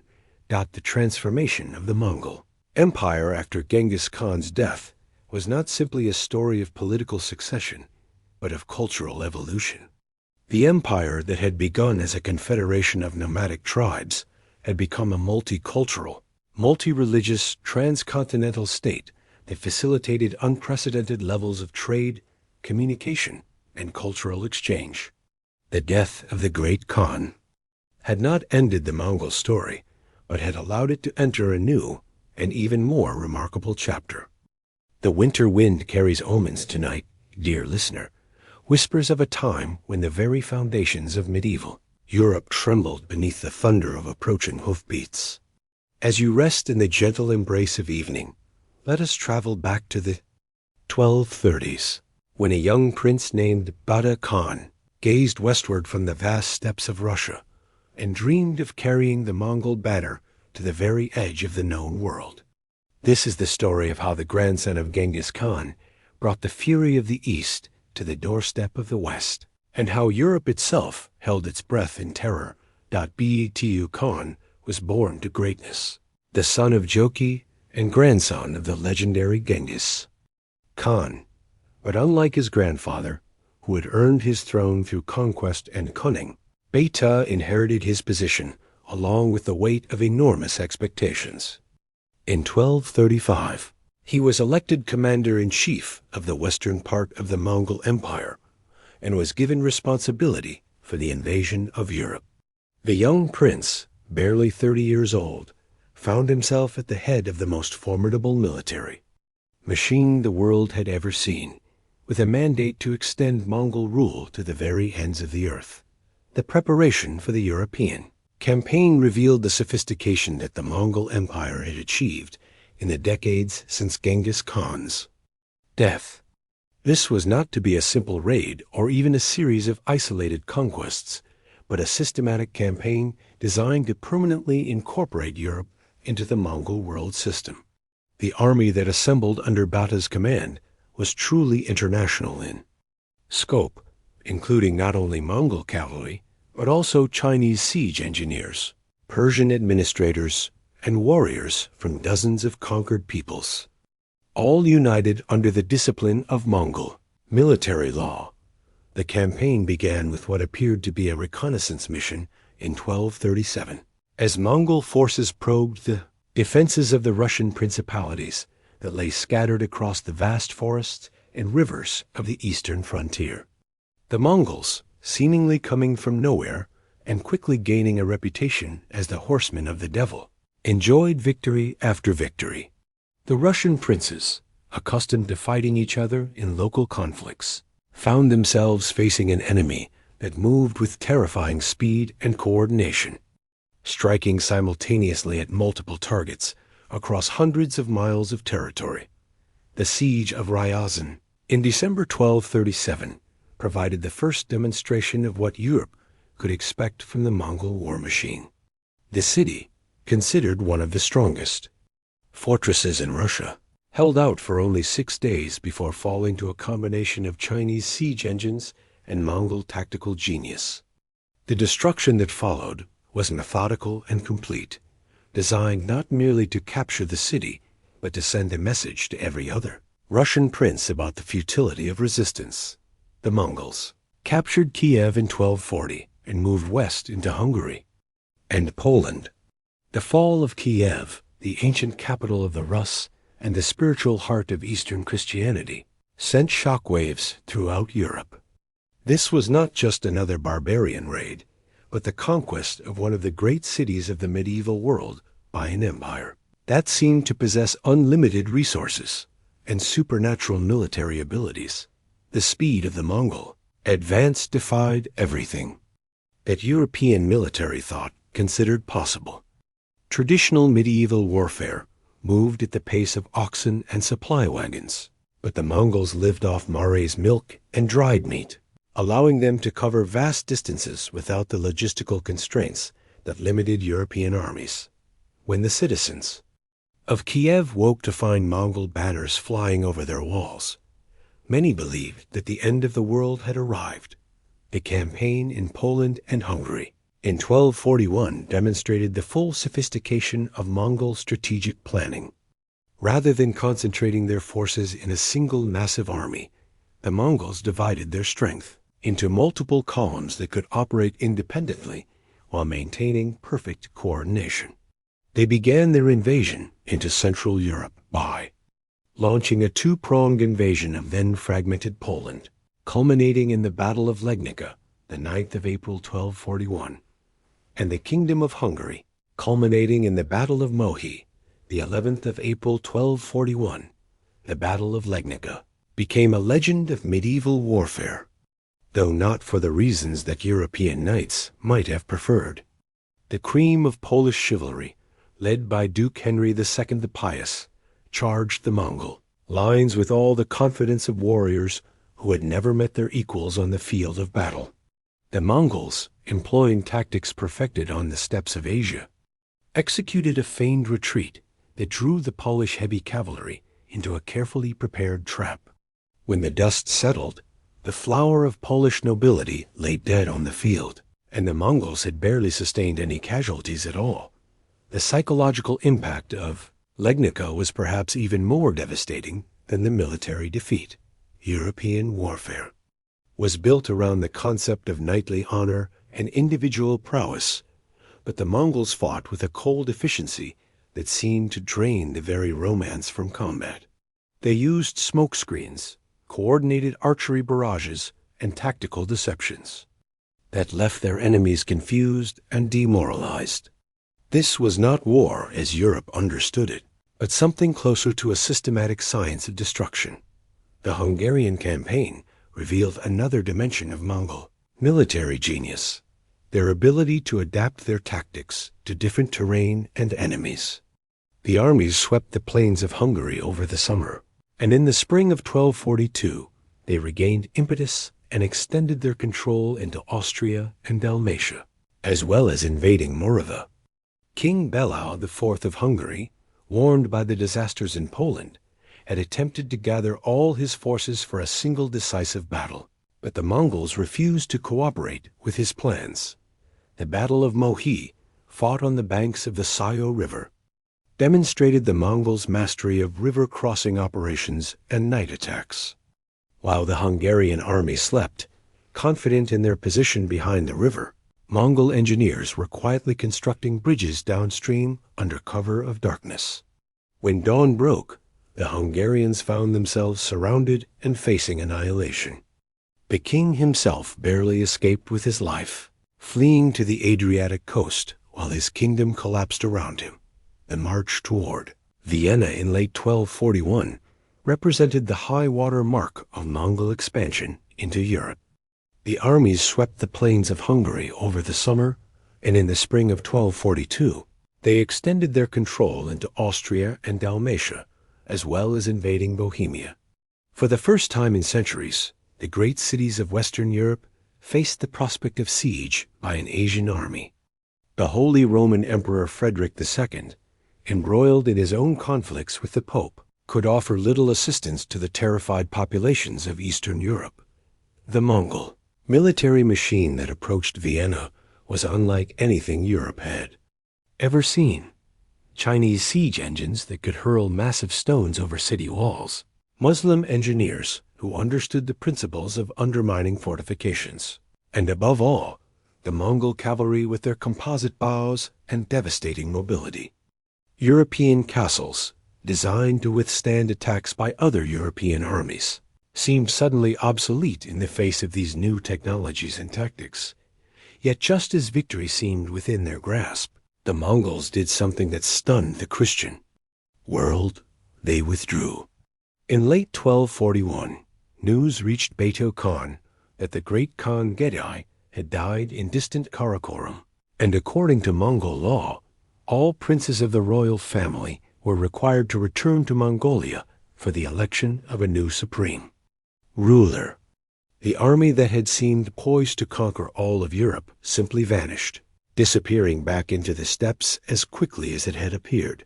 The withdrawal from Europe was not a defeat or a retreat in the traditional sense, but rather a testament to the discipline and organization of the Mongol Empire. Despite being on the verge of unprecedented conquests, Bedtime Khan obeyed the summons to return to Mongolia, demonstrating that the Mongol system of law and tradition was stronger than any individual ambition for conquest. The European campaign had lasting consequences that extended far beyond the immediate military victories. The Mongol invasion introduced Europe to military technologies and tactics that would revolutionize warfare for centuries to come. The use of gunpowder weapons, sophisticated siege engines, and coordinated cavalry tactics all became part of the European military tradition as a result of contact with the Mongols. Perhaps more importantly, the Mongol invasion shattered the isolation that had characterized medieval Europe since the fall of the Mongol Empire. For the first time in centuries, Europeans were forced to confront the reality that they were part of a larger world, one in which their military superiority was far from guaranteed. The psychological impact of this revelation would influence European thought and culture for generations to come. The Golden Horde that Bedtime Khan established in the aftermath of the European campaign became a major power in its own right, controlling the trade routes between Europe and Asia and exerting influence over the Russian principalities for more than 2 centuries. From his capital at Sarai on the Volga River, Bedtime Khan ruled over a multicultural empire that included Russians, Bulgars, humans, and dozens of other peoples, all united under the banner of Mongol law, the religious tolerance that characterized Mongol rule allowed Christianity to flourish alongside Islam and traditional shamanistic beliefs within the Golden Horde. This multicultural approach to governance, so different from the religious wars that plagued medieval Europe, demonstrated once again the pragmatic genius of the Mongol system. The legacy of Bedtime Khan's European campaign extended far beyond the immediate military and political consequences. The Mongol invasions forced Europe to develop new military technologies and tactics, accelerated the development of centralized monarchies, and introduced European scholars to the learning and culture of Asia. The Renaissance, still centuries in the future, would be built in part on the foundations laid by this first great encounter between East and West. As the night wind whispers across the plains where these great events unfolded, we can still sense the presence of those Mongol horsemen who carried the banner of the great Khan to the very heart of Europe. They came not as mere conquerors, but as harbingers of a new age, an age in which the boundaries between East and West would never again be as clear as they had seemed in the medieval past. The story of Bedtime Khan reminds us that history is shaped not just by the clash of armies, but by the meeting of different ways of life, different systems of thought, and different visions of what human society might become. The Mongols brought to Europe not just the terror of conquest, but the promise of a wider world, a world connected by trade and communication across vast distances that had previously seemed impossible to bridge. As the evening mist settles over the ancient hills of China, we find ourselves stepping into a world where 2 great civilizations would merge into something entirely new. The thundering hooves that once echoed across the steppes of Mongolia now walked the cobbled streets of Chinese cities, carrying with them not just the weight of conquest, but the promise of transformation. In the year 1215, as cherry blossoms were beginning to bloom across the Chinese countryside, a child was born who would bridge two worlds. His name was Kublai, and he was destined to become something his grandfather Genghis Khan had never imagined. Not just a conqueror, but a builder of lasting peace. Young Kublai grew up in a world caught between two dreams. On one side lay the endless steppes of his ancestors, where the wind sang songs of freedom and the stars guided nomadic tribes across vast grasslands. On the other side beckoned the ancient civilization of China, with its towering walls, magnificent cities, and centuries of accumulated wisdom written in elegant calligraphy on silk scrolls. Unlike his grandfather, who saw the world through the eyes of a warrior, Kublai possessed a curious mind that hungered for knowledge. As a boy, he would sit by the campfire listening to Chinese scholars his father had brought from captured cities. They spoke of poetry that could move mountains, of paintings that captured not just images but souls, and of a philosophy that taught harmony between heaven and earth. The Chinese tutors found in young Kublai an eager student. While other Mongol princes practiced archery and horsemanship, Kublai learned to read Chinese characters, each one a small work of art. He studied the ancient texts of Confucius, who taught that a ruler's greatest strength came not from fear, but from virtue. He learned about the mandate of heaven, the belief that true emperors ruled not by conquest alone, but by earning the approval of the gods through just and compassionate governance. As Kublai matured, his grandfather Genghis Khan watched with interest and perhaps some concern. This grandson was different from the others. Where his brothers saw only enemies to be crushed, Kublai saw people to be understood. Where others saw foreign customs as weaknesses to be eliminated, Kublai saw wisdom to be learned.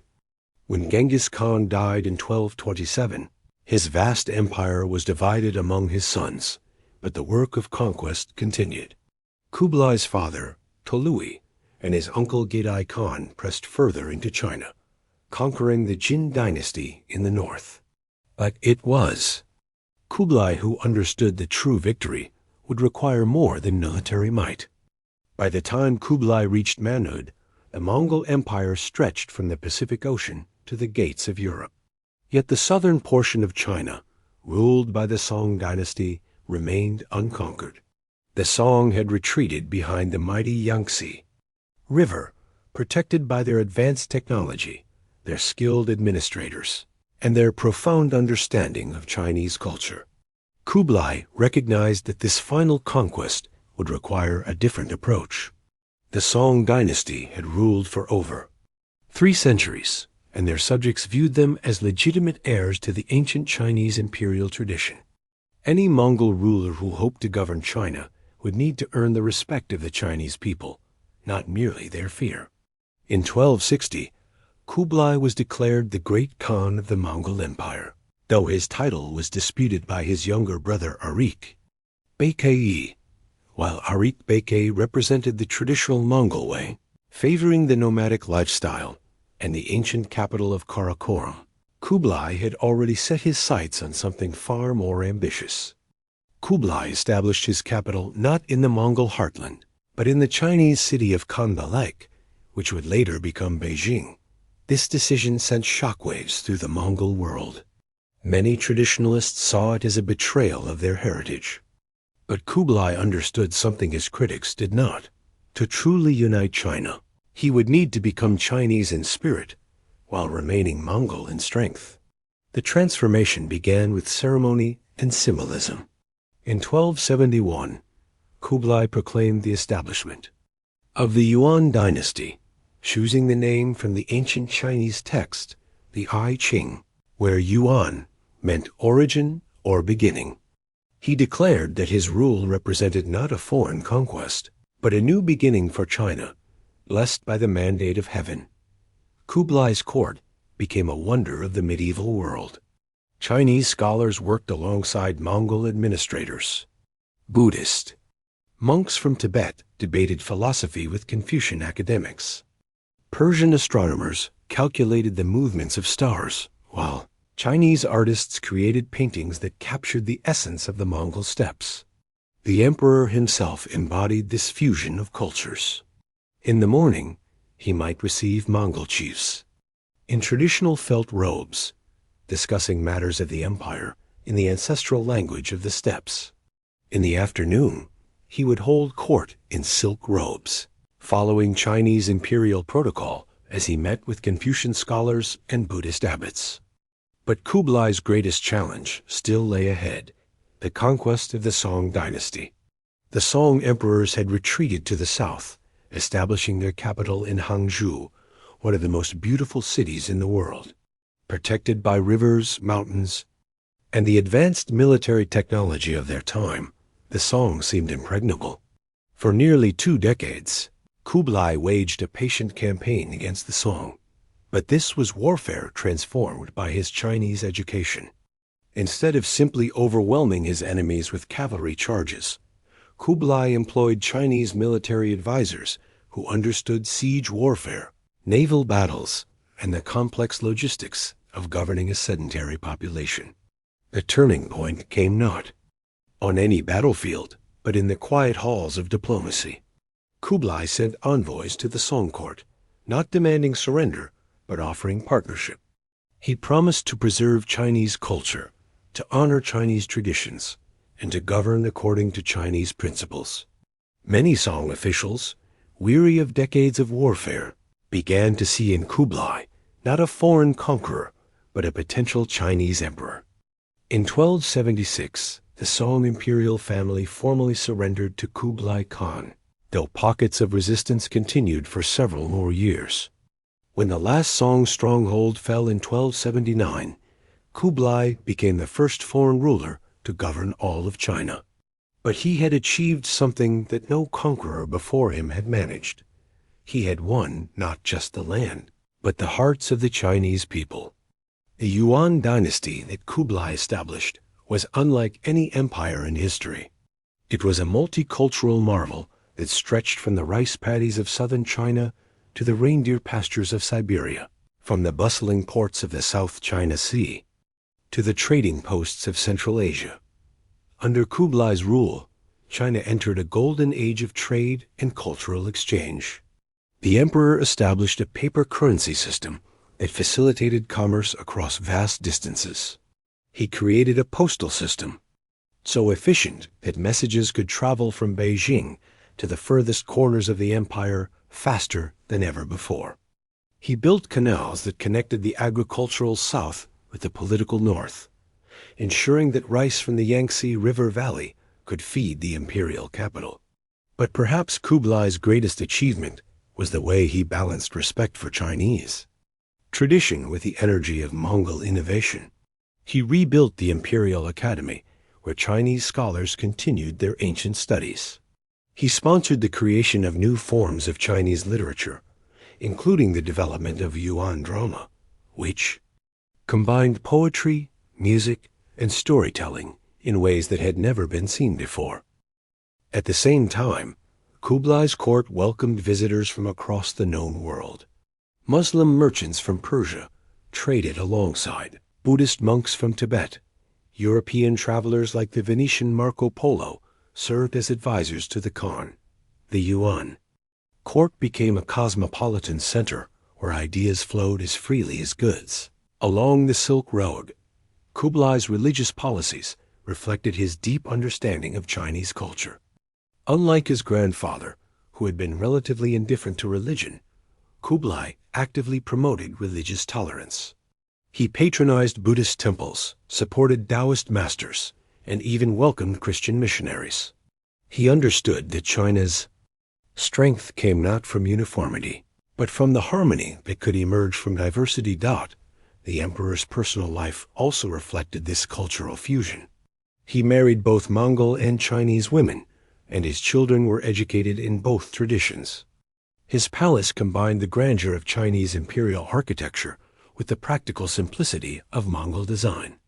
Visitors often remarked that they could see in Kublai's court the birth of something entirely new, a truly global empire.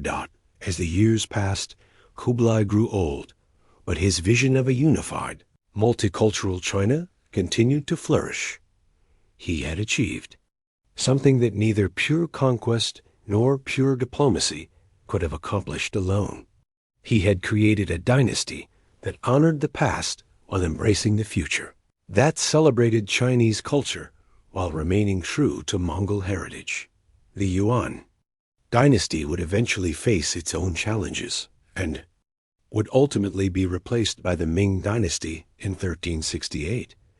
But the model that Kublai Khan established of a China that was both deeply Chinese and genuinely international would echo through the centuries. As we close this chapter of our journey through the Mongol Empire, we find ourselves in the quiet gardens of Kublai's palace, where cherry blossoms fall like snow on pathways walked by scholars from a dozen different lands. Here, in this place where East truly met West, we can see the fulfillment of Genghis Khan's dream, not just an empire built on conquest, but a civilization built on the revolutionary idea that different peoples could live together in harmony, each contributing their unique gifts to the common good. The wind that once carried the voices of Mongol warriors across the steppes now whispers through the bamboo groves of the imperial gardens, carrying with it the wisdom of ages and the promise of a world where understanding bridges every divide.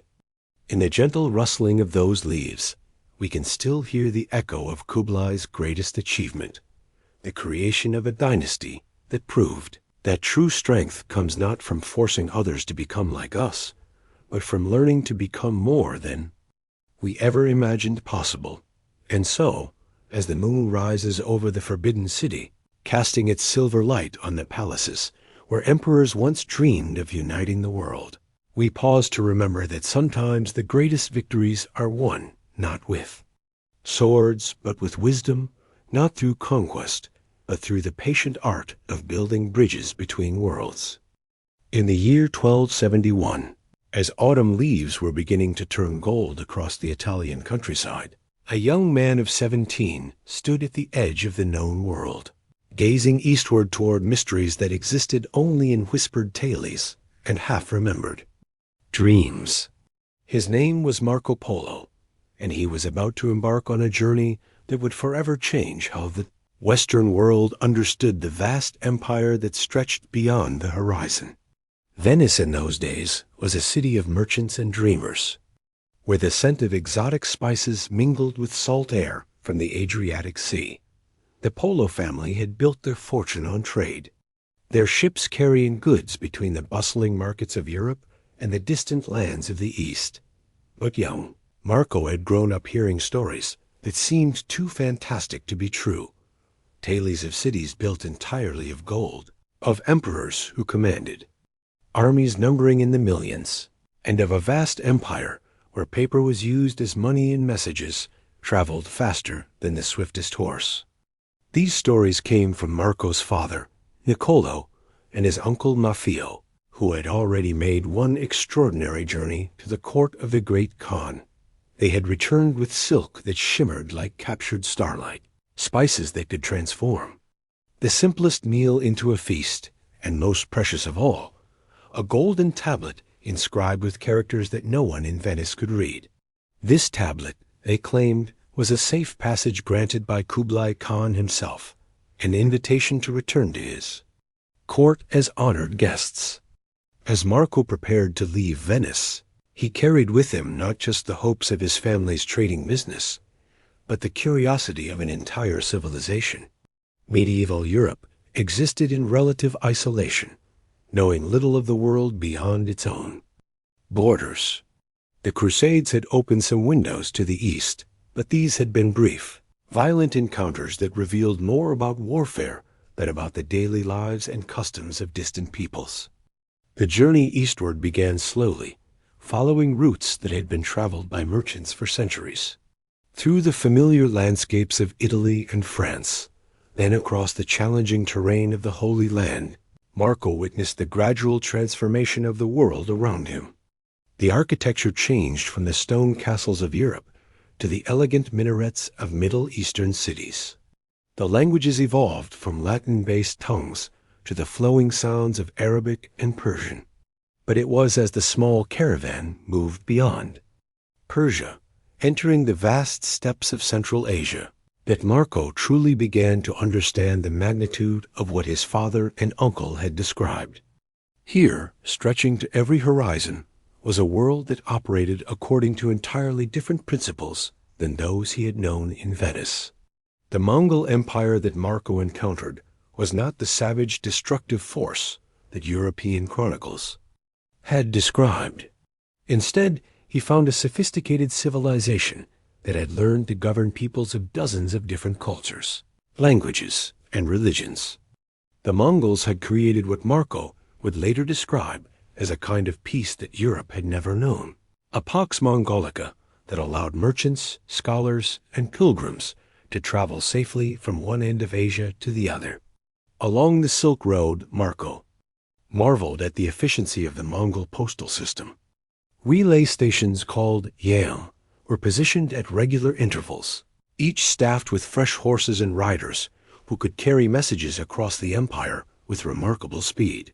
A letter written in Beijing could reach the western edges of the empire in a matter of weeks, a feat that would have seemed impossible to European rulers who struggled to communicate with their own provinces. The young Venetian also witnessed the religious tolerance that characterized Mongol rule. In a single day's journey, he might encounter Buddhist monasteries, Christian churches, Islamic mosques, and Zoroastrian fire temples, all flourishing under the protection of Mongol law. This diversity was not merely tolerated, but actively encouraged, as the Mongols understood that different communities brought different skills and knowledge to the empire. As Marco's caravan approached the borders of China, he began to encounter wonders that challenged everything he thought he knew about civilization.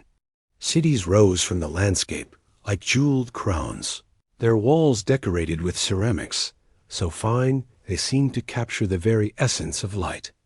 Gardens had been designed with such artistry that they appeared to be painted landscapes come to life, with bridges that seemed to float above lotus-covered ponds and pavilions that hung like delicate birds, nests among flowering trees. The people Marco met along the way were equally remarkable. Chinese scholars could recite poetry that had been written 1,000 years before Marco was born. Persian astronomers could predict eclipses with an accuracy that amazed the young European. Arab mathematicians worked with numbers and concepts that European scholars were only beginning to understand. But perhaps most astonishing of all was the revelation that these diverse peoples had learned to work together under Mongol rule. In the administration of a single city, Marco might find Chinese bureaucrats working alongside Persian engineers, Arab merchants trading with Mongol officials, and European craftsmen teaching their skills to local artisans. When Marco finally reached the court of Kublai Khan, he found himself in a world that exceeded even his wildest imaginings. The emperor's palace was a marvel of architecture that combined the grandeur of the Chinese imperial design with the practical innovations of Mongol engineering. Halls large enough to hold thousands of guests were decorated with silk tapestries that told the stories of the empire's conquests, while private chambers were furnished with porcelain so delicate it seemed to glow with inner light. Kublai Khan himself proved to be far different from the barbaric conqueror that European stories had portrayed. Marco found him to be a thoughtful, cultured man who spoke several languages and took a genuine interest in the customs and beliefs of his diverse subjects. The emperor questioned Marco closely about Europe, showing particular curiosity about the Pope and the Christian faith, and about the political systems that governed the fractured kingdoms of the West. What struck Marco most forcefully was the emperor's genuine desire to learn. Kublai Khan surrounded himself with advisors from every corner of his empire, and he listened carefully to their counsel. He patronized scholars who translated texts from Chinese into Persian, from Arabic into Mongol, creating a kind of international library of human knowledge. The young Venetian also marveled at the economic innovations he witnessed. The emperor's use of paper money, backed by the authority of the state rather than the intrinsic value of precious metals, enabled trade on a scale that Marco had never imagined possible. Merchants could travel thousands of miles carrying nothing more than pieces of paper, confident that these would be accepted as payment anywhere in the empire. During his years at the Khan's court, Marco served as something of a cultural ambassador, helping to bridge the gap between Eastern and Western ways of thinking. He learned Chinese and became skilled in the protocols of the imperial court, while also sharing his knowledge of European customs and technologies. The emperor found him valuable precisely because he brought a fresh perspective to problems that Chinese and Mongol advisors had been wrestling with for generations. Through Marco's eyes, we can see the Mongol Empire not as a monolithic force of conquest, but as a complex civilization that had learned to unite diversity rather than destroy it. The empire's strength lay not in its ability to impose a single culture on all its subjects, but in its capacity to create systems that allowed different cultures to flourish together. Marco's observations also revealed the profound impact that Mongol rule had on the development of global trade and cultural exchange. The empire had created, perhaps for the first time in human history, a truly international economy where goods, ideas, and people could move freely across vast distances. Chinese silk could be found in European markets, while European techniques for glassmaking were being taught in Chinese workshops. When Marco finally returned to Venice after more than 20 years in the East, he brought with him not just exotic goods and incredible wealth, but stories that would reshape European understanding of the world. His account of his travels dictated, while he was imprisoned during a war between Venice and Genoa, became one of the most influential books of the medieval period. Yet even as Marco told his tales of the wonders he had witnessed, many of his contemporaries found them difficult to believe. The idea of an empire where different peoples lived together in harmony, where knowledge was shared freely across cultural boundaries, and where material prosperity was so widespread that even common people possessed luxuries unknown to European nobles, seemed too fantastic to be true. But Marco's accounts were more than mere entertainment. They represented a window into a different way of organizing human society, one that offered lessons for a Europe that was still struggling with the challenges of political fragmentation, religious conflict, and economic instability. As we reflect on Marco Polo's journey, we can see in his story a bridge between worlds, a reminder that the boundaries we imagine between different cultures are often less real than we suppose. In the flickering candlelight of his prison cell in Genoa, as he dictated his memories to a fellow prisoner, Marco was not just recounting his adventures, but preserving a vision of what human civilization could become when it chose cooperation over conquest, understanding over prejudice. The Mongol Empire that Marco described was not perfect, but it represented something unprecedented in human history, a truly global civilization that had learned to value diversity as a source of strength rather than weakness. Through his Western eyes, we can see the empire not as a distant, exotic phenomenon, but as a remarkable experiment in human cooperation that continues to offer lessons for our own interconnected world. As the night deepens and the stars appear above the canals of Venice, we can imagine the young Marco looking eastward one last time, carrying with him memories of a world where the impossible had become everyday reality, where the dreams of merchants and the visions of emperors had combined to create something entirely new under the vast Asian sky. In the quiet hours before dawn, when the world holds its breath between night and day, imagine standing on a hill overlooking the vast steppes of Central Asia. Below you stretches a road that seems to extend beyond the horizon, marked not by stone or brick, but by the steady rhythm of hoofbeats and the distant sound of bells carried on the morning wind. This is the great highway of the Mongol Empire, a network of roads and relay stations that connected the sunrise lands of the east with the sunset kingdoms of the West. The Mongols understood something that would not be fully appreciated again until the modern age.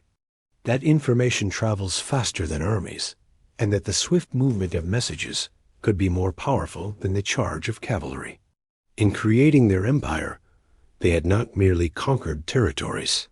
They had woven together the largest communication network the world had ever seen. The heart of this system was called the yam, a word that meant road or post in the Mongol tongue. But the yam was far more than a simple postal service. It was the nervous system of an empire, carrying orders from the great Khan to the furthest corners of his domain, bringing news of distant provinces back to the imperial capital, and enabling the coordination of military campaigns across thousands of miles. Every 25 to 30 miles along the major routes, the Mongols established relay stations, each one a small oasis of civilization in the vast wilderness. These stations were manned by teams of riders who lived their entire lives in service to the empire's communications. They were not soldiers in the traditional sense, but they were warriors nonetheless, fighting a constant battle against distance and time. Picture one of these stations in the depths of winter, when the wind howls across the steppes like the voice of some ancient spirit. Inside the low, sturdy buildings, fires burned constantly, not just for warmth, but as signals to approaching riders. The station master, a grizzled veteran who has spent decades in service to the yam, listens for the sound of approaching hoofbeats. When he hears them, he immediately begins preparing. Fresh horses are saddled, provisions are packed, and most importantly, the all-important message pouch is made ready for transfer. The rider who arrives is exhausted, having pushed his horse to its limits across the frozen landscape. But there is no time for rest. In a matter of minutes, a message pouch is transferred to a fresh rider on a fresh horse, and the relay continues. The original rider may rest, but the message itself never stops, racing across the empire like a shooting star across the night sky. This system enabled the Mongols to achieve something that seemed impossible: the coordination of activities across distances that would have challenged even modern communications. An order issued by the great Khan in Beijing could reach the western edges of the empire in less than a month, faster than any previous empire had managed to communicate across even half such a distance. But the yam carried more than just official messages. Merchants traveling under the protection of the Mongol peace could use the relay stations, paying fees that helped maintain the system. Scholars and diplomats, artisans and pilgrims, all found in the yam a means of crossing the vast distances of the empire safely and efficiently. The key to this entire system was a small piece of metal that represented one of the most sophisticated approaches to international travel ever devised. Called a peza, this tablet bore the seal of the great Khan and served as a kind of passport, granting its bearer safe passage throughout the empire. But the peza was more than just a travel document. It was a symbol of the emperor's protection, and to harm someone carrying a peza was to commit a crime against the Khan himself. There were different types of peza, each granting different levels of access and privilege. The most common were made of brass or iron, and allowed merchants and ordinary travelers to use the roads and stay at the relay stations. Silver peza were reserved for officials and diplomats, granting them additional privileges and faster service. But the most precious were the golden peza, reserved for the highest ranks of the imperial administration, ambassadors of friendly nations, and those few foreigners who had earned the special trust of the Khan. Marco Polo's family possessed one of these golden peza, a fact that explains how a small group of Venetian merchants was able to travel safely across the entire breadth of the empire. The tablet they carried was inscribed with characters that proclaimed, "By the strength of the eternal heaven, Holy be the Khan's name. Let him that pays him not reverence be killed. These were not mere words. They represented a promise of protection that was honored from the Pacific Ocean to the shores of the Black Sea. The roads themselves were marvels of practical engineering. The Mongols had inherited and improved upon the existing trade routes, but they had also created new paths that took advantage of their intimate knowledge of the geography of the steppes. They knew where to find water in the desert, where to cross rivers safely, and how to navigate the mountain passes that connected the various regions of their empire. Along these roads, the Mongols established not just relay stations, but entire cities devoted to trade and communication. These cities became melting pots of cultures, where Chinese merchants met Persian craftsmen, where Arab scholars debated with Mongol administrators, and where European travelers like Marco Polo encountered the full diversity of the medieval world. Organization of this system required a level of bureaucratic sophistication that belied the Mongols' reputation as simple nomadic warriors. Detailed records were kept of every message sent, every traveler who passed through, and every horse that was used in the relay system. These records were compiled into reports that allowed the central government to monitor the health of the empire's communications network and to make improvements where necessary. The Mongols also understood the importance of redundancy in their communications. Important messages were often sent along multiple routes, ensuring that even if one path was blocked by weather or enemy action, the message would still reach its destination. During times of particular urgency, riders might be sent along parallel routes, racing against each other to deliver critical news. This system of communication enabled the Mongols to maintain control over their vast empire with a relatively small number of administrators. Where other empires required vast armies of occupation to maintain control over conquered territories, the Mongols could often govern through the swift transmission of orders and the knowledge that any rebellion would be quickly reported to the central government. The cultural impact of this communication network was perhaps even more significant than its political importance. For the first time in human history, ideas could spread across the entire breadth of the Eurasian continent with remarkable speed. Scientific discoveries made in China could reach the scholars of Baghdad within months. Mathematical innovations developed in India could be studied by astronomers in Samarkand. Artistic techniques pioneered in Persia could influence craftsmen in Korea. This flow of information created a kind of intellectual renaissance that touched every part of the empire. Chinese papermaking techniques spread westward, revolutionizing the production of books and documents. Islamic astronomical instruments found their way to China, improving Chinese understanding of the heavens. European mechanical innovations were adapted for use in Central Asian workshops. The Mongols also used their communication system to gather intelligence on an unprecedented scale. They maintained networks of spies and informants throughout their empire and beyond, gathering information about potential enemies, trade opportunities, and technological innovations. This intelligence network was so effective that Mongol commanders often knew more about their enemies' plans than the enemies knew about their own capabilities. Perhaps most remarkably, the Mongols extended their communication system beyond the borders of their own empire. They established diplomatic relations with kingdoms as far away as England and France, and their messages reached the courts of European monarchs who had never imagined that such distant powers existed. The legacy of the Mongol communication system can be seen in the development of postal services throughout Eurasia.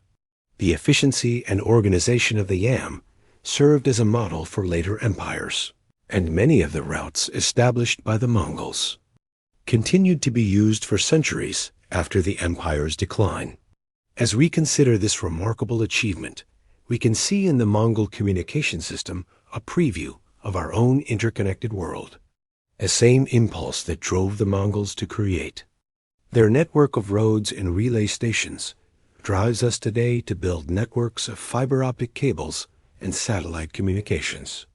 The payset that granted safe passage to medieval travelers finds its modern equivalent in the passports and visas that allow people to cross international borders.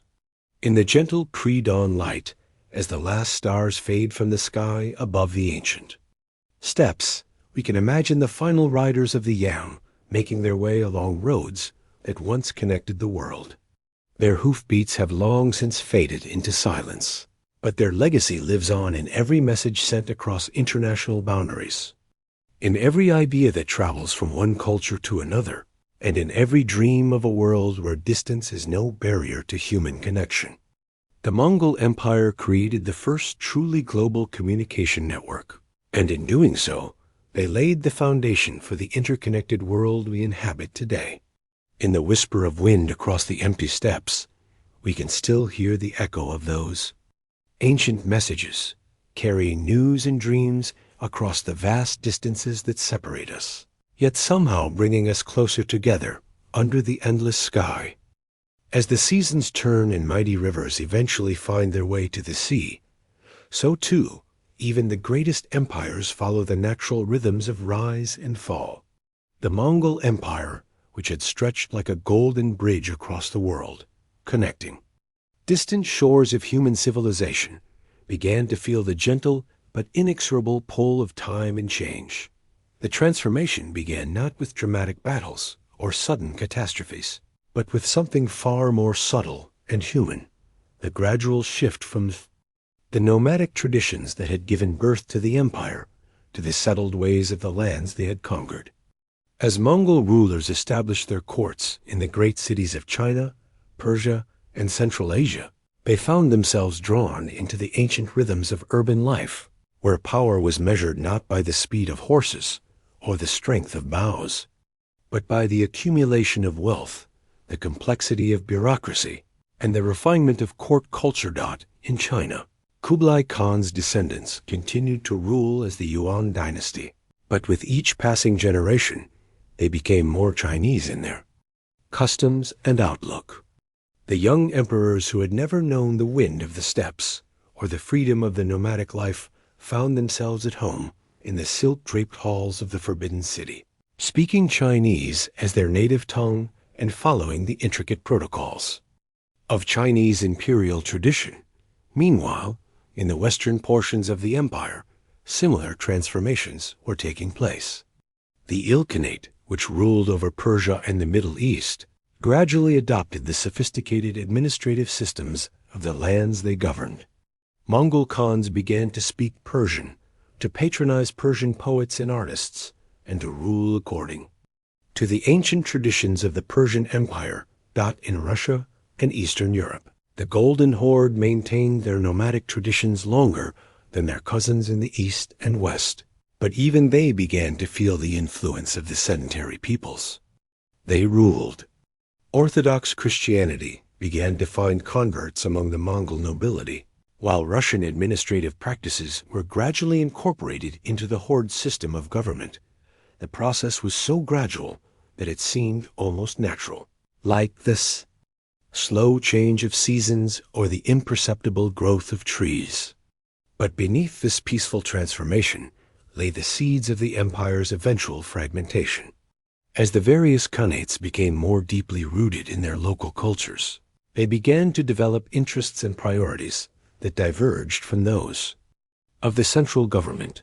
The death of Kublai Khan in 1294 marked a turning point in the empire's history. The great Khan had been the last ruler capable of commanding the loyalty of all the Mongol territories, and his passing created a vacuum that would never be fully filled. His successors in China continued to claim the title of Great Khan, but their authority over the distant khanates became increasingly nominal. Communication across the vast empire, once the empire's greatest strength, began to weaken as the various regions turned their attention inward. The Great Yam postal system, which had once carried messages from Beijing to the shores of the Mediterranean, began to fragment as different khanates prioritized their own regional communication networks over the maintenance of the transcontinental routes.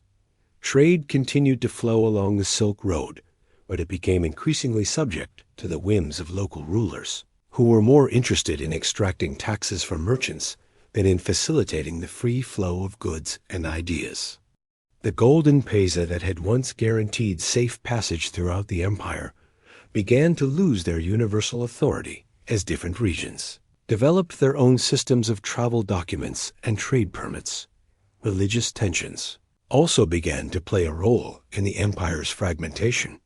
While the early Mongol rulers had been remarkably tolerant of different faiths, their successors often found themselves drawn into the religious conflicts of their adopted homelands. In the Middle East, some Mongol rulers converted to Islam, while in China, Buddhism and traditional Chinese religions continued to hold sway. These religious differences created new lines of division within what had once been a unified empire. The Yuan dynasty in China faced particular challenges as Chinese. Intellectuals and common people alike began to question the legitimacy of foreign rule. The Mongol emperors had achieved remarkable success in adopting Chinese customs and governing according to Chinese principles, but they could never entirely escape the fact that they were perceived as outsiders by many of their subjects. Rebellions began to break out in different parts of China, led by charismatic leaders who promised to restore native Chinese rule. The most significant of these was the Red Turban Rebellion, which began in the 1350s and gradually spread throughout the empire. The rebels were motivated not just by anti-Mongol sentiment, but by genuine grievances about corruption, overtaxation, and the breakdown of the traditional Chinese social order. The Mongol response to these rebellions revealed how far the empire had moved from its nomadic roots. Instead of the swift, decisive military action that had characterized the conquests of Genghis Khan, the Yuan government found itself bogged down in prolonged campaigns that drained the imperial treasury and exhausted the loyalty of its supporters. In 1368, the Yan dynasty finally fell to the rebels, and the Ming dynasty was established under the leadership of a peasant-turned-general named Zhu Yuanzhang, who took the throne named Mongol Emperor. The last Mongol emperor of China, Togen Timer, fled northward to the steppes, where he attempted to re-establish Mongol power. But the great age of Mongol rule in China had come to an end. The collapse of Mongol power in China sent shockwaves throughout the other khanates, but it did not immediately lead to their downfall.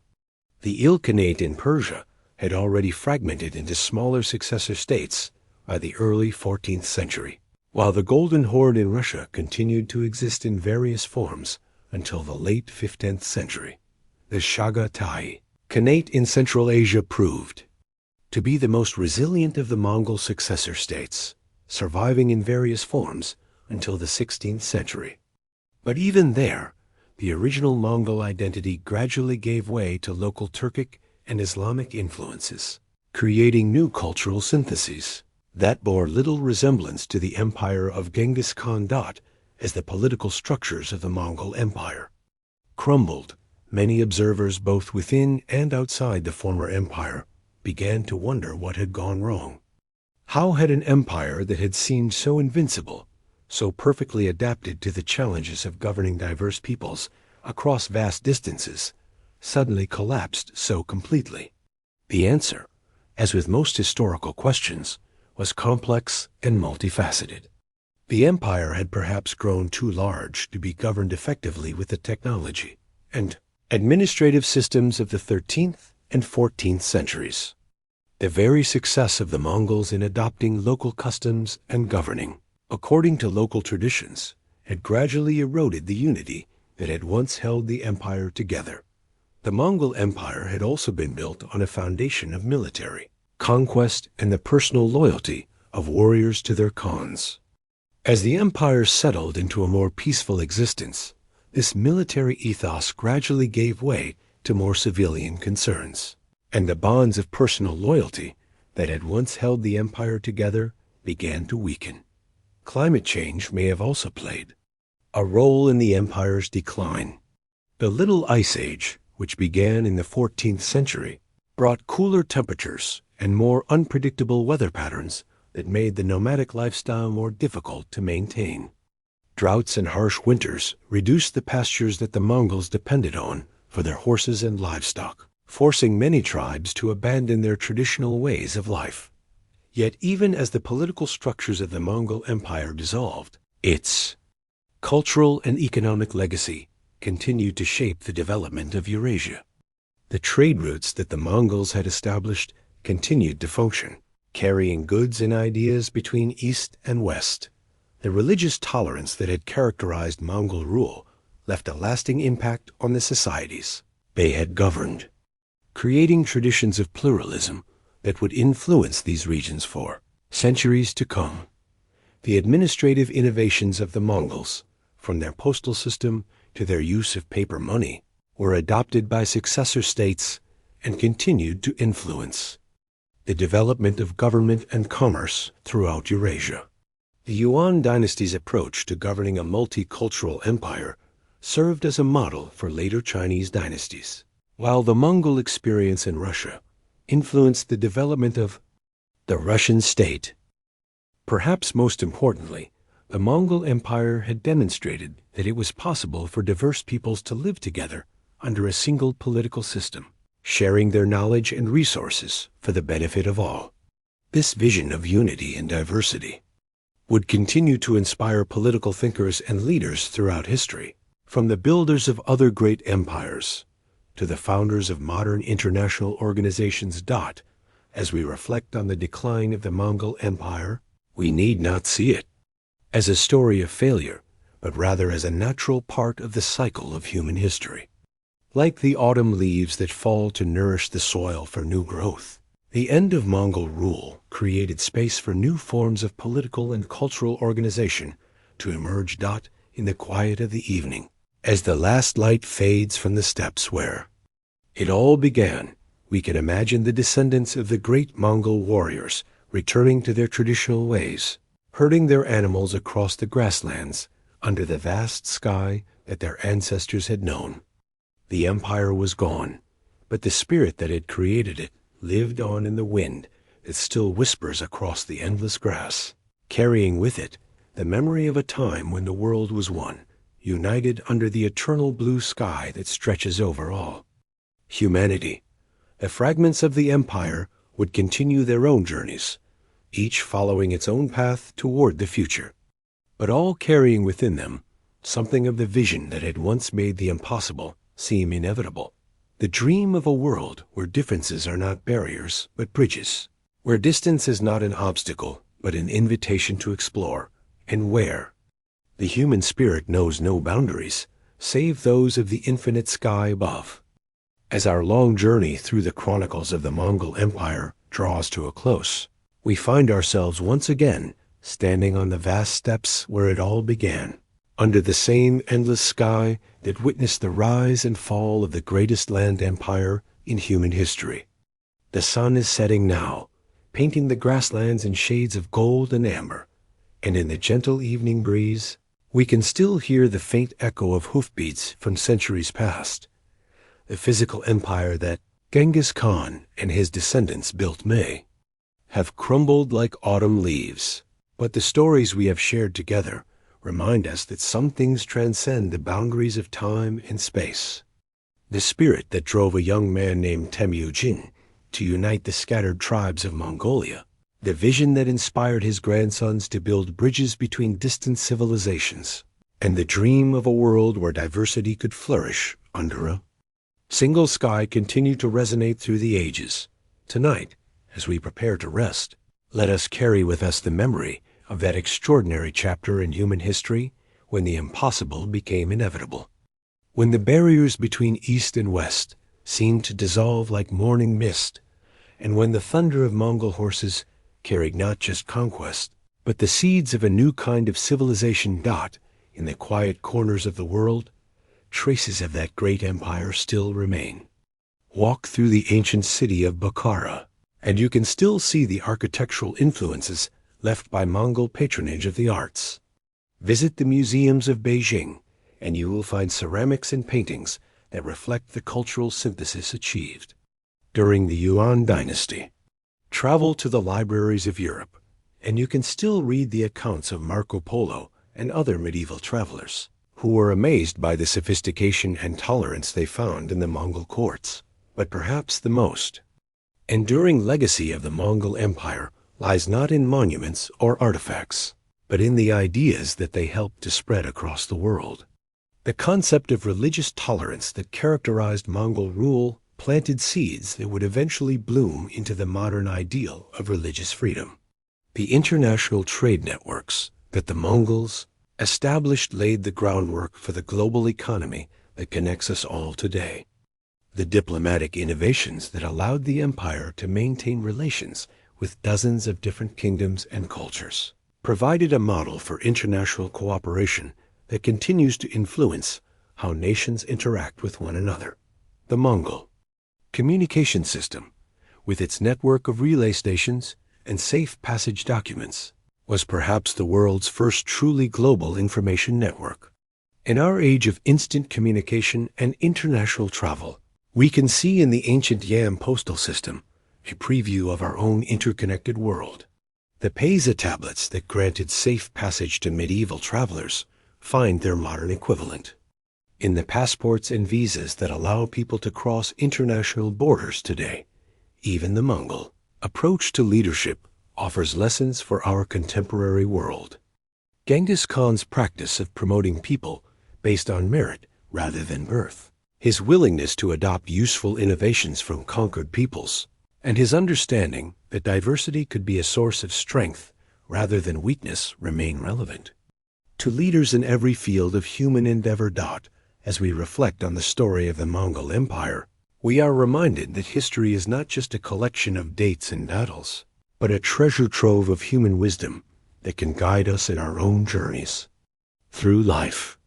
The Mongols showed us that it is possible to build unity without uniformity, to create order without destroying diversity, and to achieve greatness while remaining humble before the vastness of the world. The empire also teaches us about the importance of adaptation and learning. The Mongols succeeded not because they imposed their own culture on others, but because they were willing to learn from the peoples they encountered. They understood that true strength comes not from rigid adherence to tradition, but from the ability to grow and change while maintaining core values. In our own time, as we face challenges that require cooperation across cultural and national boundaries, we can draw inspiration from the Mongol example. Climate change, global health crisis, and economic inequality are problems that no single nation can solve alone. They require the kind of international cooperation and cultural understanding that the Mongols pioneered more than 7 centuries ago. The story of the Mongol Empire also reminds us that all human achievements are temporary, subject to the same natural cycles that govern the seasons and the tides. The great Khans who once commanded armies numbering in the hundreds of thousands have long since returned to the earth, and their mighty cities have crumbled into dust. But this impermanence does not diminish the value of their achievements. Rather, it reminds us to cherish the moments of beauty and connection that we create in our own brief time on this earth. As the last light fades from the steppes and the first stars appear in the darkening sky, we can imagine the spirits of the great Mongol leaders looking down upon the world they helped to shape. Genghis Khan, the orphaned boy who became a world conqueror, might marvel at how his dream of unity has evolved into the global community we know today.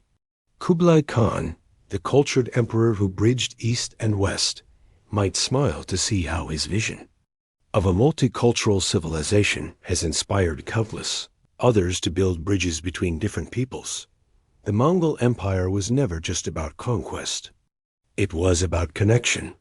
It was about the recognition that despite our differences in language, religion, and custom, we all share the same fundamental hopes and dreams. We all seek security for our families, prosperity for our communities, and meaning in our lives. The Mongols understood this, and they built their empire not just on military might, but on the recognition of our common humanity. In the stillness of the night, as we prepare to surrender to sleep, we can hear in the whisper of the wind across the grasslands the voices of all those who contributed to the great Mongol story. Chinese scholars and Persian poets, Arab merchants and European travelers, Buddhist monks and Christian missionaries, all found their place in the vast tapestry of empire. Their individual stories may have been forgotten, but their collective achievement lives on in the interconnected world we inhabit today. The hoofbeats that once thundered across the steppes have long since faded into silence, but their echo continues to reverberate through history. Every time people from different cultures work together toward a common goal, every time barriers are broken down in the service of understanding, every time diversity is celebrated rather than feared, the spirit of the Mongol Empire lives on. As we close our eyes and allow ourselves to drift toward sleep, we can imagine ourselves riding across those endless grasslands under the eternal blue sky, part of a great caravan that includes all of humanity. The journey may be long and the destination uncertain, but we travel together, guided by the stars and united by the bonds of our shared humanity. In our dreams tonight, we may hear the ancient songs of the steppes, carried on the wind from a time when the world was young and all things seemed possible. We may see the great cities of the Silk Road, where merchants from distant lands met to trade not just goods, but ideas and stories. We may walk through the gardens of Kublai Khan's palace, where scholars from every corner of the world gathered to share their wisdom. And when we wake tomorrow, we will carry with us the memory of that great adventure, the knowledge that we too are part of the continuing story of human civilization. The Mongol Empire may have ended, but the dream that inspired it continues to live in every heart that yearns for connection, understanding, and peace. The steppes are quiet now, covered in a blanket of stars that shine with the same light that guided the great Khan centuries ago. But in that silence, we can hear the eternal promise of the human spirit, that despite all the challenges we face, despite all the barriers that divide us, we are all fellow travelers on the same great journey, all children of the same boundless sky. Sleep now, and dream of horsemen riding toward the horizon, carrying with them the hopes and dreams of all humanity, their hoofbeats echoing like a heartbeat across the vast expanse of time and space, reminding us that we are all connected, all part of the same magnificent story that began with a young man's dream on the steppes of Mongolia and continues to this very moment in the quiet beating of our own hearts as we rest beneath the stars.